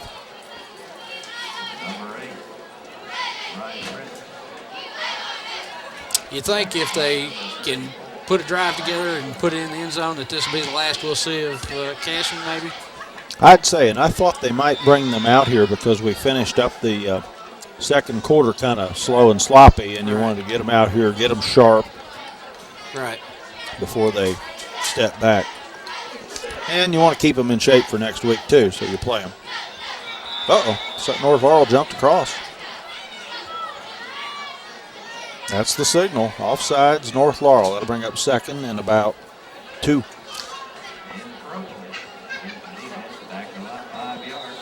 Jaguars a little anxious. 7 Freeman, 42 Watkins go to the right. 34 Campbell and 8 Fritz in the backfield. Fritz with the give. Good hard running. I love to watch him run the ball, Mike. Got good balance, takes a hit, keeps moving. First down, Corbin, inside North Laurel territory. Guess one reason I think I like him so well is because we got to watch him in middle school. And so I'm sort of a fan of his, I think. Yeah, he's an excellent player.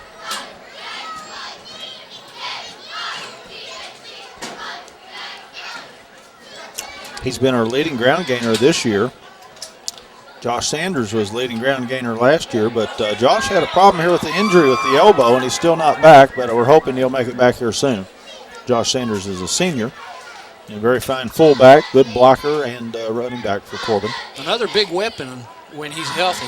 And he's using on defense, usually in the linebacker core when he's healthy. So I hope Josh makes it back soon.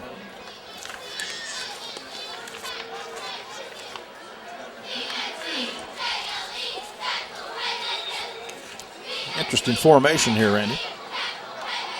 Fumble. Well, Redhound's recovered. That's Caleb Watkins, number 42, able to get back on it. So looked like our quarterback put it on Watkins' hip, and it went to the ground, and then Watkins got on it. Well, this sort of stuff right here will keep the first unit out there on the field a little longer, Mike. And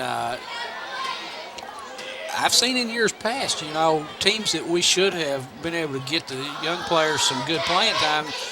You have some struggles, some miscues. Cashin throwing toward Maiden. He's got it. 32-yard line. Maiden made a good adjustment there. He came back just a little bit toward the ball. Now, this is a game that really I think that the coaching staff would like to get Flag on the play. a lot of young kids in. And looks like it's coming back. The first string here, they need to take care of business, and I think that'll happen. Well, now we've got a penalty to overcome, and it was already third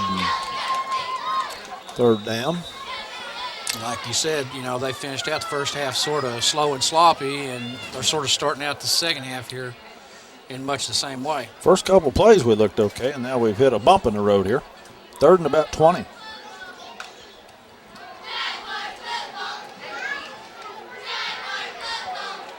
Receivers to the left and to the right. Cashin looking to throw. Steps up in the pocket. Fritz. Almost. The defender was on Ryan pretty quick. He kind of got an arm on him, and Ryan couldn't bring the ball in. When you said almost, was that almost complete or almost intercepted? It was both, wasn't it? Both, well, yeah. Well, that brings up a punting situation. Looks like Cashin will stay in the game to punt for Corbin. We may see the starting offense another series here. Sure might.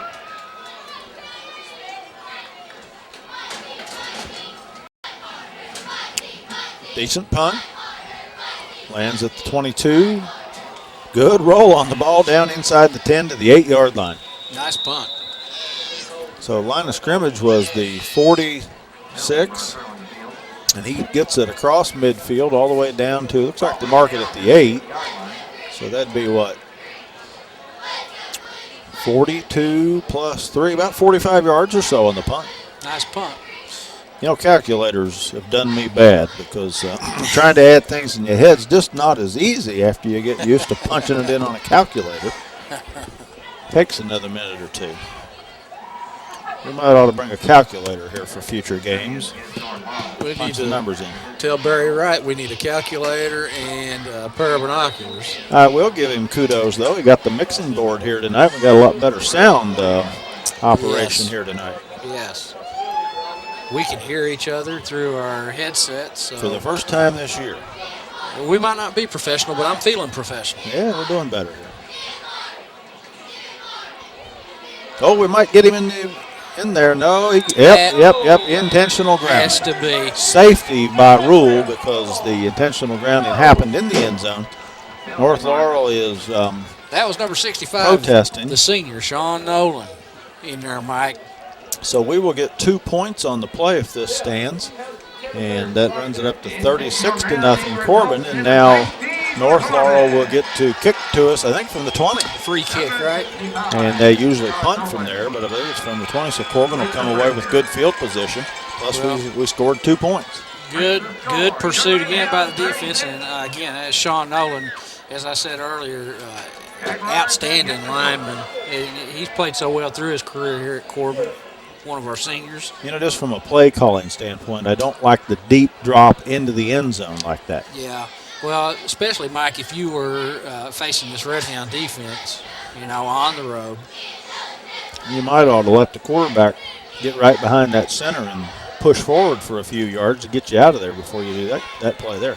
Right. A lot of times your quarterback and center can make it forward 2 or 3 yards. Just depends on what type of defense is there. 3 minutes, 12 seconds remaining in the third quarter, and there'll be a little brief break here as they're talking it over before the kick. I'll tell you what, Mike, I will say that I'm so glad that the Redhounds came out victorious last week in a big way over Middlesboro. I'm sitting here thinking that, we've got a big we've got Leslie County coming in here, and then we've got a big game on the road to finish out the regular season over at Somerset. That should be a good game. Yeah, they've had a really good season. They've got some good ball players over at Somerset. The good part about that win last week is it gives us home field here at the first couple weeks of the playoffs if we can come out and win our first game, be successful. Just looking at the Cantrell ratings from the Herald Leaders, Somerset coming in at 7 in 3A, Corbin's 2A. We're 5th in 2A in the Cantrell. And Somerset is 7th in 3A with a 56.6 compared to the 65.2 for Corbin. So similar. And then looking at the statistics for Somerset, look here, I saw them ranking, and they've got some individual players doing well this year. John Cole is a good receiver at Somerset, yes. 2nd in the state.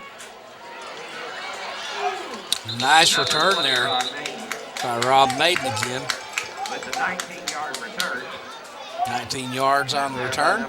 He's out to about the 30, just shy of the 35. Looks like the quarterback for Somerset, Chase Halls, 1, 2, 3, 4, about 7th in the state in passing. They do have some players that are doing well for Somerset. That'll be interesting to see them final game of the year. But, of course, we want to hold on and finish strong here tonight. And then we want to finish strong with Leslie County next week and get another victory there. Cashin looking to throw. They're all over him. Let's just hope he doesn't get hurt. They're saying the ball's loose. The Jaguars pounce on him.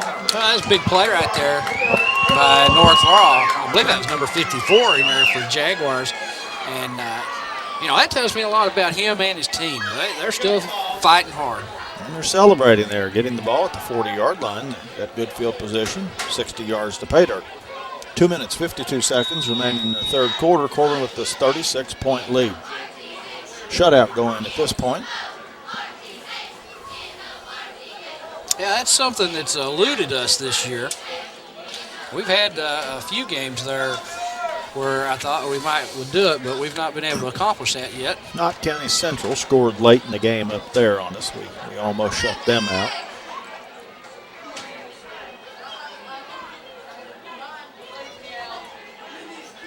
Back up the middle. He didn't get anywhere that time. 68 for Corbin. Converges. That's Daniel Nance. And gets the tackle there. He does push forward for a short gain. About a yard. 2nd and 9.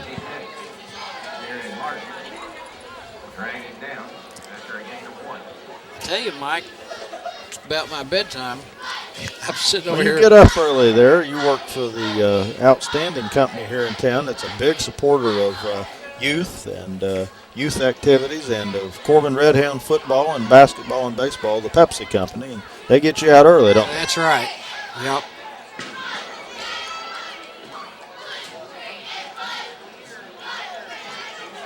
Rolling to the right. Look at the pressure. He gets it away. He gets about a 5-yard gain on the play up to the 47-yard line. Freeman on the tackle. Third down. Lance Freeman, number 7. Yeah, I'm holding my yawns over here. The last few minutes, I've really been having to hold on to them. You know, I wouldn't want the folks anybody to think I was going to sleep on you. Number 7, Lance Freeman, is the son of Brent Freeman, who was a fine Redhound and a quarterback and starter with the state championship and state runner-up teams in 76 and 77. Brent and I graduated from Corbin High School in 78, his dad. Lance comes from a very fine family. Complete, first down yardage. Let's see, he had a cousin, Blake Freeman, who graduated this past year. He was a good player. He had a little injury there with his knee that shortened his season last year, but Lance and Blake are cousins. Yeah, Blake, a good athlete. A fine young man. I believe he's in college now.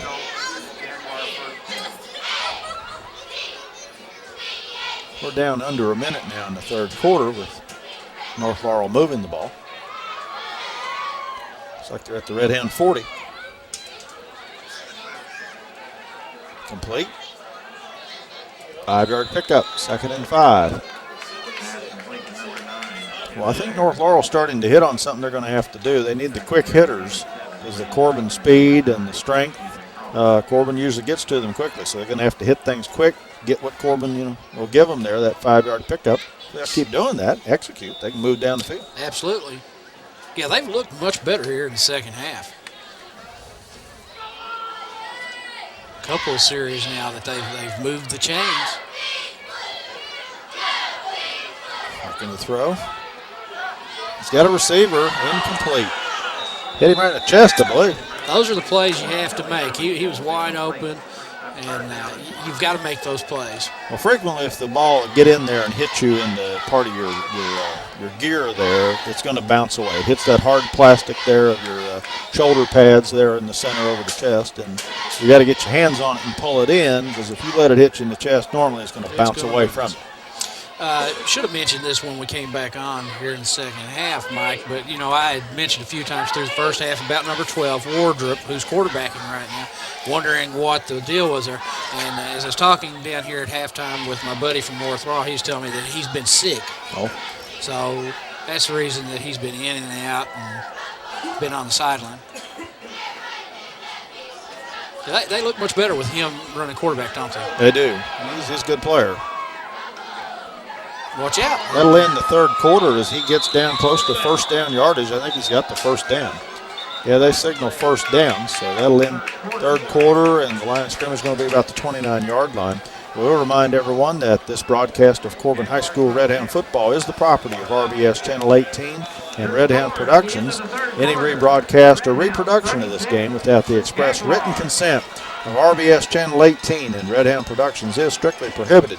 Now, if you'd like to purchase DVD copies of this game or other games, you can call 528-4067 to inquire about purchasing copies. Also, they do have the Redhound sports games, other sports as well available.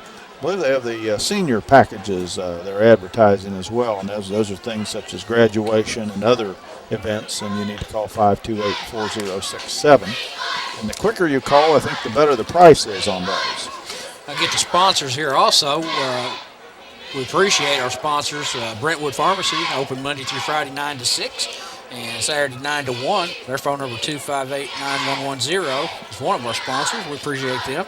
And the law office of Crabtree and Goforth, located at 120 East 4th Street in downtown London. Our very own Mike Goforth sitting right here. We appreciate him and his partner. And by Hometown Bank, 3 locations in Corbin, 1 in London now that's open. And Hometown Bank is locally owned and operated. Visit them on the internet at www.ahometownbank.com or call 528-2000. We appreciate our sponsors, and anybody that's listening that might be interested in a sponsorship, contact Redhound Productions down there, and they'll work something out for you. We appreciate all of our sponsors and what they do for our student athletes and high school sports programs. Well, they keep the Redhound productions going. If they don't have some revenue, they've got a problem. Yes. 12 minutes remaining in the game as we start the fourth quarter. North Laurel threatening. Right there. Incomplete. Threw just a little behind the receiver, intended about at the 22, 23-yard line. Lance Freeman on defense in there on the play.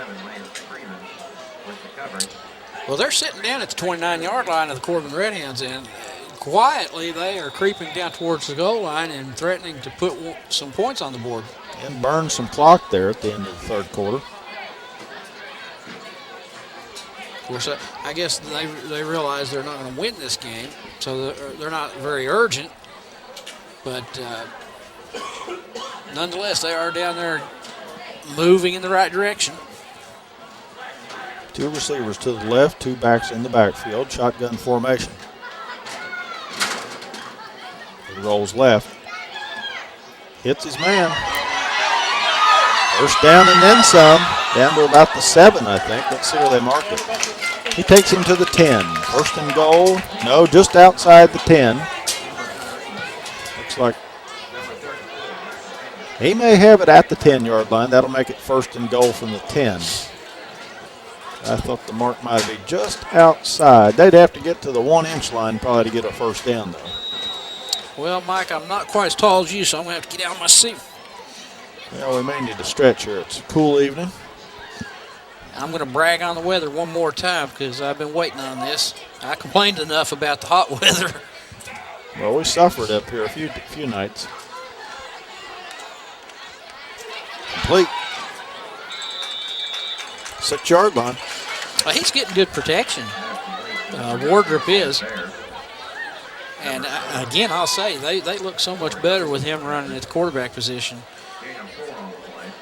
Yeah, he's got a good quick pass and a good spiral, puts it on the line there.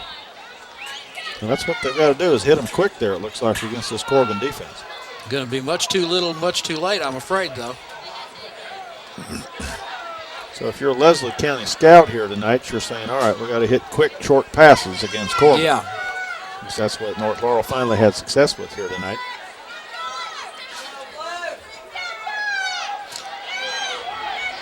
There's a man open there. Touchdown, North Laurel. Makes it 36-6, 10 minutes, 54 seconds remaining in the game.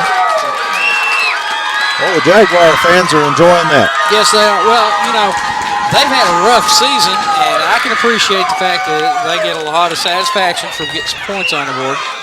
And, you know, I'm happy for them. We've got this game well in hand. And we are playing some second-string players, third-string. Still sort of would have liked to have that shutout. They're lining up to go for 2.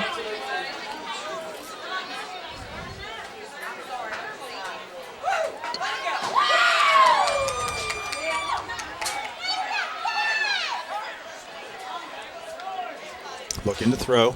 A little high.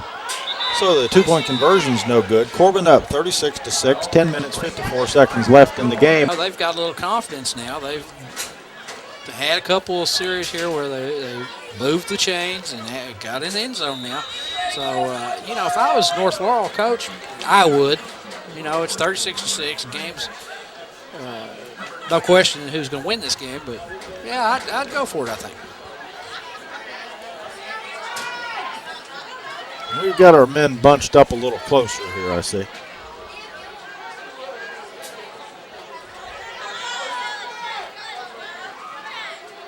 It is an onside to the left. It did not go 10 yards, I don't think, and then went out of bounds. Now, do we get it there at that point? We may get the ball there. I think we do. Let's see.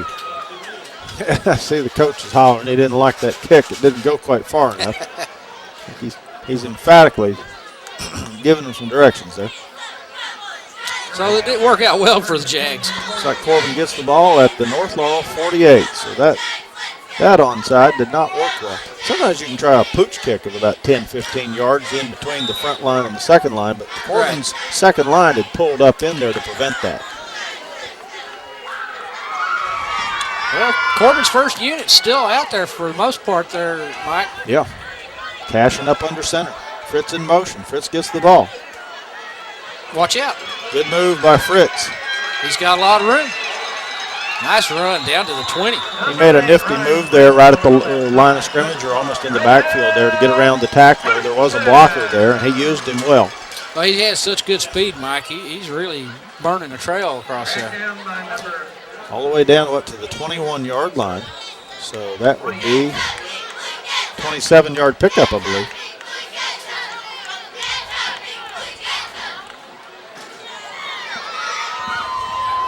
Sort of like a reality check there, you know. After they got in the end zone, they come right back and say, hey. Fumble. Yeah. Cashin's on the fumble, it looks like, Randy. Yeah, it's like they just came out of that with that play and said, hey, remember, this is our house. Well, and as we talked earlier, I think keeping the starters in, you're keeping them in shape. You are getting close to playoff time, so you do want to keep them in shape. And at times we haven't been as sharp as we wanted to be, so I think they're trying to instill that in them to get it right, keep it right. It's like a short gain for Watkins. Yeah, he got hit hard down there. Up third and about 10.5 yards for a first down.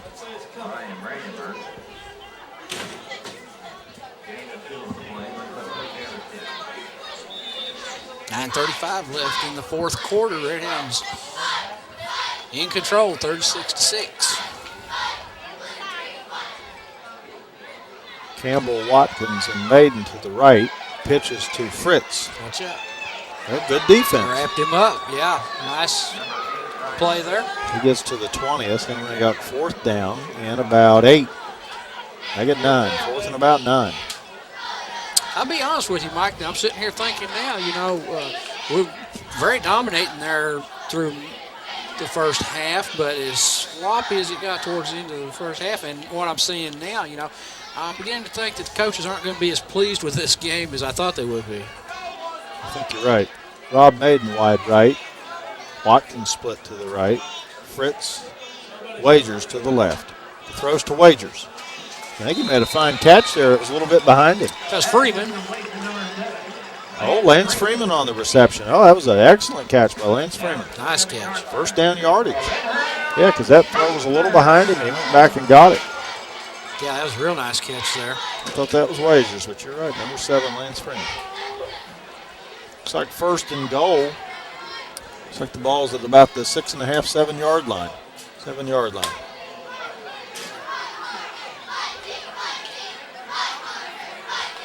Fritz in motion, gets the ball. Boom. Lost a yard or two there. Yeah, that's just east-west running. He never did make a cut. They didn't have anywhere to go either there, did they? Yeah, they strung it out and stayed at home. It was a nice play defensively for North Laurel.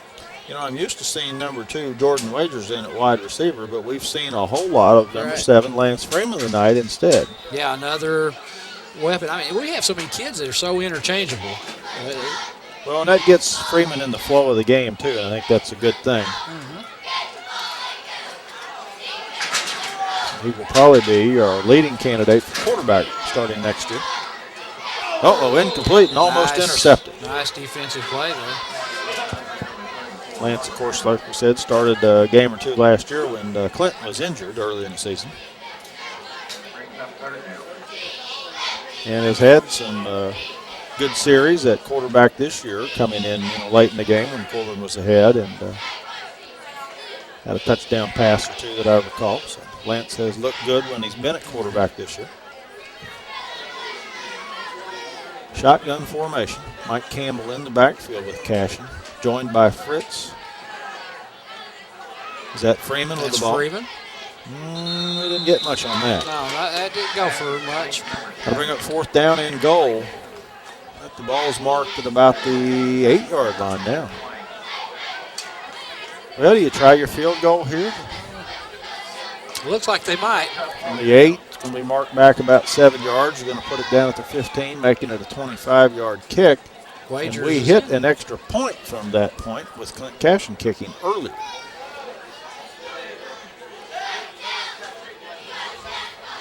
So Rob made the hold. Jordan Wagers to attempt the field goal. 6:58 remaining in the game. He got it up nice. Hey, good looking kick. 3 points there on the field goal for Corbin. That brings us, to 39? And North Laurel was 6. Got 6:48 on the clock here in the game. And Wagers kicks it away. Nice looking kick. Took it about the 15. Good run back. Nice return, nice coverage. Number 72 for the Redhounds. About an 18, 19-yard return there. Casey Creech on the tackle.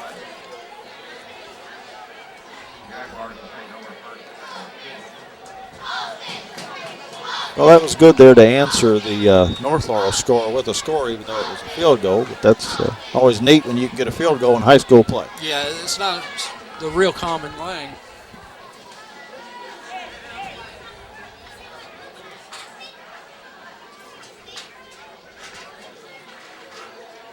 And North's got 3 receivers to the right, 2 going to be to the left. See a lot of new numbers on the field there now for the Redhounds.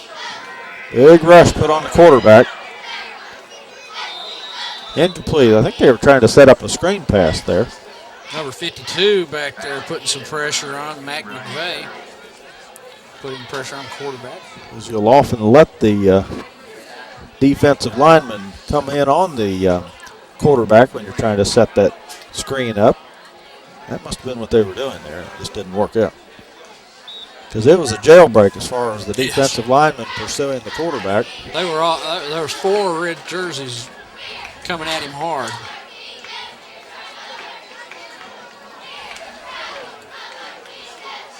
We do have a number of younger players in on defense now.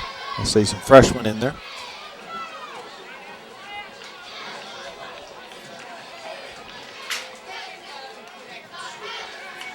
Throw to the right. Almost picked off by number 11, Logan Matlock. Also see number 5, Colton Hansen in over at cornerback over on that other side. 26, Matthew Taylor, freshman over here on the right cornerback. Looks like Matlock's back at safety.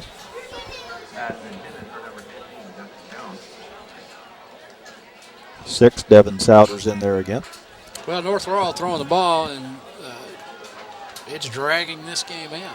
6:28 on the clock.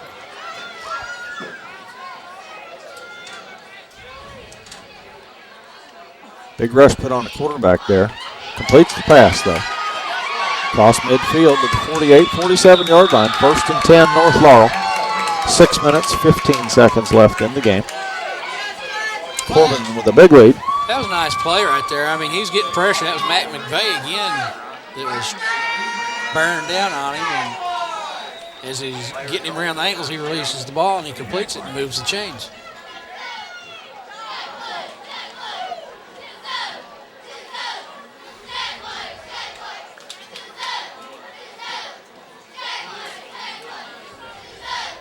Still 1st and 10, North Laurel. They've got it. Looks like they marked it at the 47-yard line of Corbin.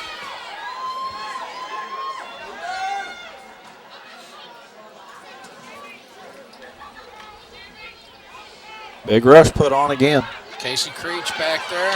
He gets out of there that Watch time. out. Big run. He's going to go in. He's dangerous. 47-yard touchdown run by Wardrop, the quarterback for North Laurel. Well, we had a couple of, I'm going to call them missed tackles. We could have got him there a couple times and he got loose. Well, he has real good speed. That type of football right there, offensively, is dangerous for the defense. Appalachian State. Yep. Showed me that. 5:33 left in the game. 12 points on the board now for North Laurel. They're going for 2.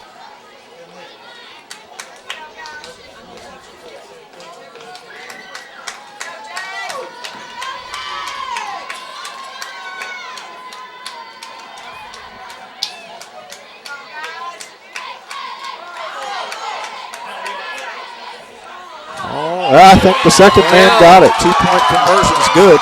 What a play. Off the hands of the first receiver and into the hands of the second. 39-14, 5:33 left in the game. We're looking for an onside kick here. Let's see what they do.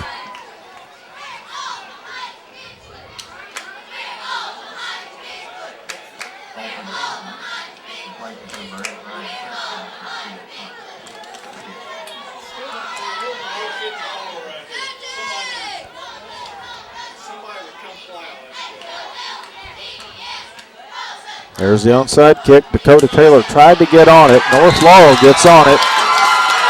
So it's North Laurel's ball at the Corbin 47-yard line. That was nice right there.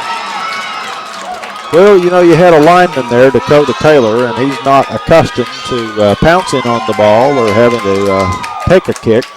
He needed just a little more help there from one of the backs there. Well, it makes you wonder which, of course, this is not a close game, so maybe they thought it did make a difference, but why they would have him up there on the line, you know, figuring they was going to do that. Yeah, you need to put more of the hands men up there on that front line in this situation. But I guess if it was a closer game, they might have worried about that a little more. 5 minutes, 33 seconds remaining. 25-point lead for Corbin.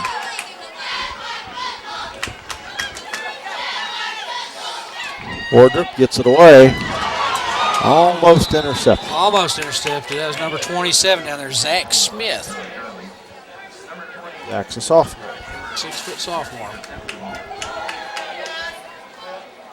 Yeah, he got his hands up there on the ball to break it up, and he was still trying to, you know, he was falling. He just couldn't do it, but he still had his eye on the ball, hoping he could get a hold of it. 2nd and 10.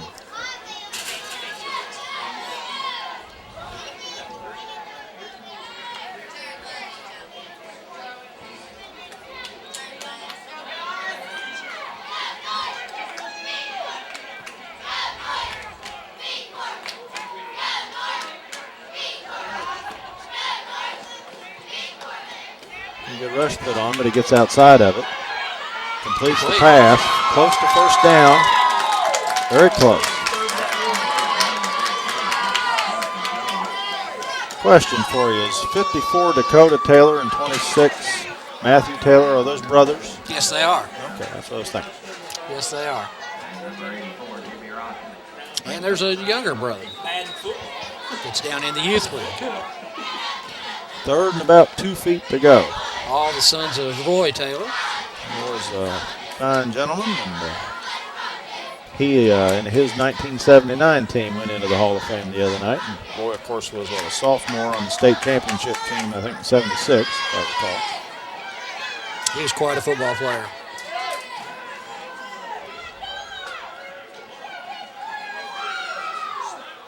He may have been a freshman that year. Sophomore on the runner-up team. Looks like they got the first, but it's close. Well, they're moving the sticks over here already. First down. 4:20 left on the clock. Well, North Laurel's finishing out strong, but we have a lot of young players in finishing out now. That's true. For Corbin. Yeah, as you look out there, there's no starters out there.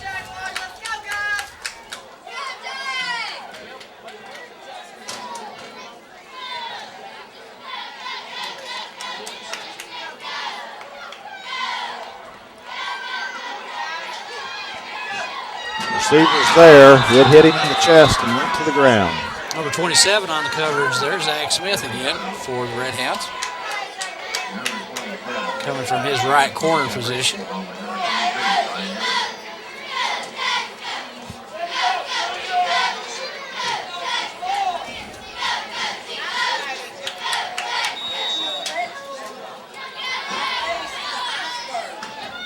So 2nd down and 10. 3 minutes, 51 seconds left in the game.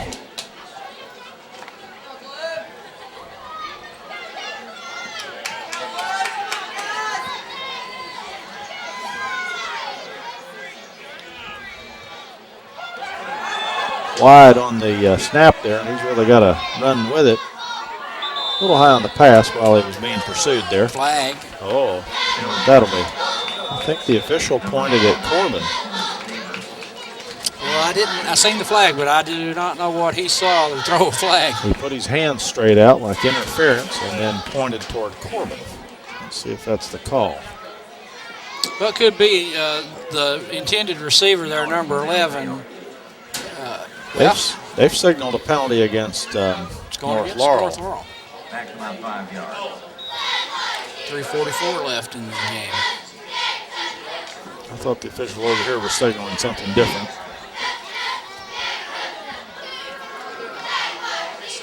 Second and 15 from the 41.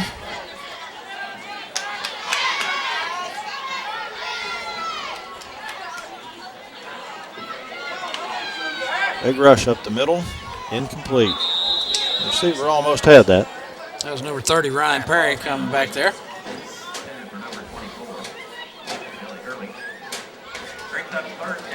Perry, a senior. I believe this is his first year of football. Is that right? I believe so. He's in that second, third string mode with the team right now.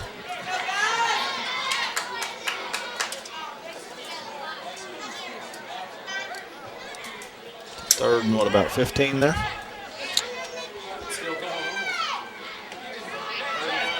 Good rush on the quarterback. He gets a good looking pass away, just a little bit long. Fourth down. Well, we'll see them, I'm sure, go for it here. Fourth. 3.5 minutes left in the game.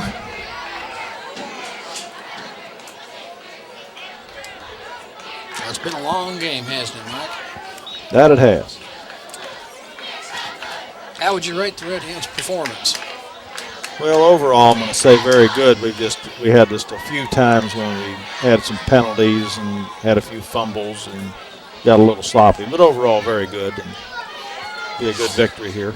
Yeah, I'd have to agree with you. And North Laurel's quarterback, who you indicated was a little under the weather, and that's why he is not playing full time in the first half. It seems like he's had a resurgence. Yes. And he's looked, very good second half. He sure has. He's quick. He's got a good arm. Corbin takes over on downs. First and 10, Corbin, 41-yard line. 3 minutes, 26 seconds left. Redhounds are going to move to 7-1 on the season, Mike, and Leslie County be coming to Campbell Field next week. I think we're going to see Roman Mitchell, freshman quarterback, coming on. He's 6 foot tall, 170 pounds according to the roster, and we got to see Roman as a middle school player the past few years, an excellent quarterback and leader for his units, as we saw him play in 7th and 8th grade ball.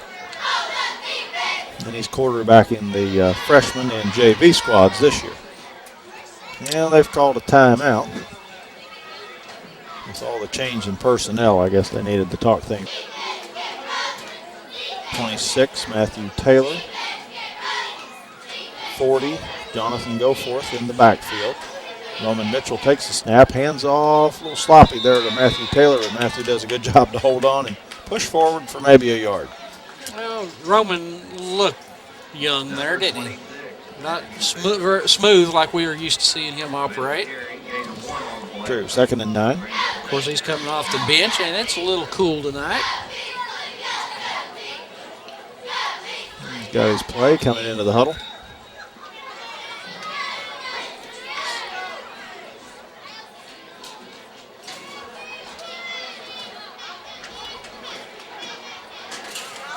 Handoff to Matthew Taylor again. He comes forward for a couple of yards, up to about the 45-yard line. 3rd and about 7.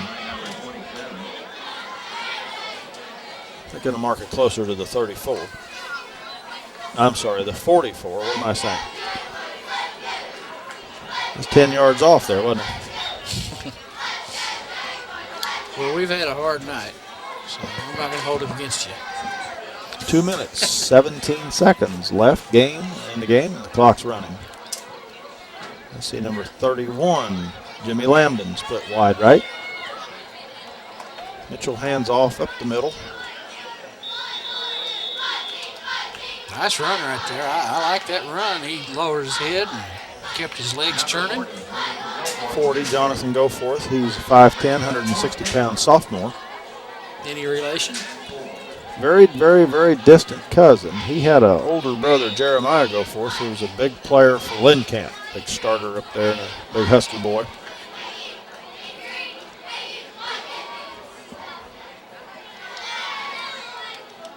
And I have talked with their family, and we deduced that we're very distant cousins. Matthew Taylor, no, faked the handoff, and Roman Mitchell keeps it. Well, Roman's close, but I don't know. I don't think he got it. He's going to be a little short. Roman was excellent at both running and throwing the ball in middle school years. Yes, he was. Oh, so close. They say we've turned the ball over on downs, just a little short, so North Laurel takes over with 1 minute and 17 seconds remaining in the game. 1st and 10 at the 49. Well, do you think that they're going to run the ball, or do you think they're going to start throwing again? Think they want the end zone? At this point, I'd run it. Yeah, I would too. 25-point lead for Corbin at 1 minute 17. They don't have enough time. But, well, they've got a different quarterback. They've gone back to number 15 again. He hands off up the middle, and 3 or 4 of our defenders are right there. 84 and 72 in on the tackle. That's Jimmy Rossi.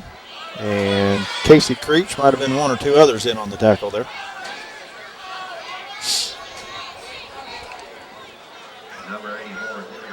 Clock continues to run. So the Redhounds, I agree with your earlier comment there, Mike. I think overall they had a good performance here tonight. It's like an official's timeout. No, it's a penalty on somebody. Probably a procedure call. 5 yards. Leslie County be coming in here next week without Tim Couch. And looking for an upset. Corbin will be needing to watch out for that. Give up the middle. 5 or 6 Corbin players in on the tackle. We're down to 13 seconds. Looks like they're going to hustle and try to get one more snap off, that younger unit for North Laurel. They want to get another play. 6 seconds remaining. Corbin's not going to get all of its men off the field, so technically should have been a penalty there, but they don't play it. The horn sounds, the throw's underway. It's intercepted.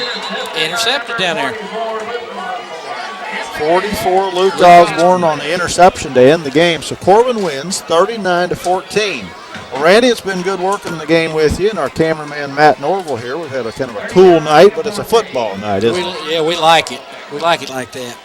And we thank everyone for watching, and come out next Friday night and root for the Hounds here at home against Leslie County, a district game. Good night, everyone.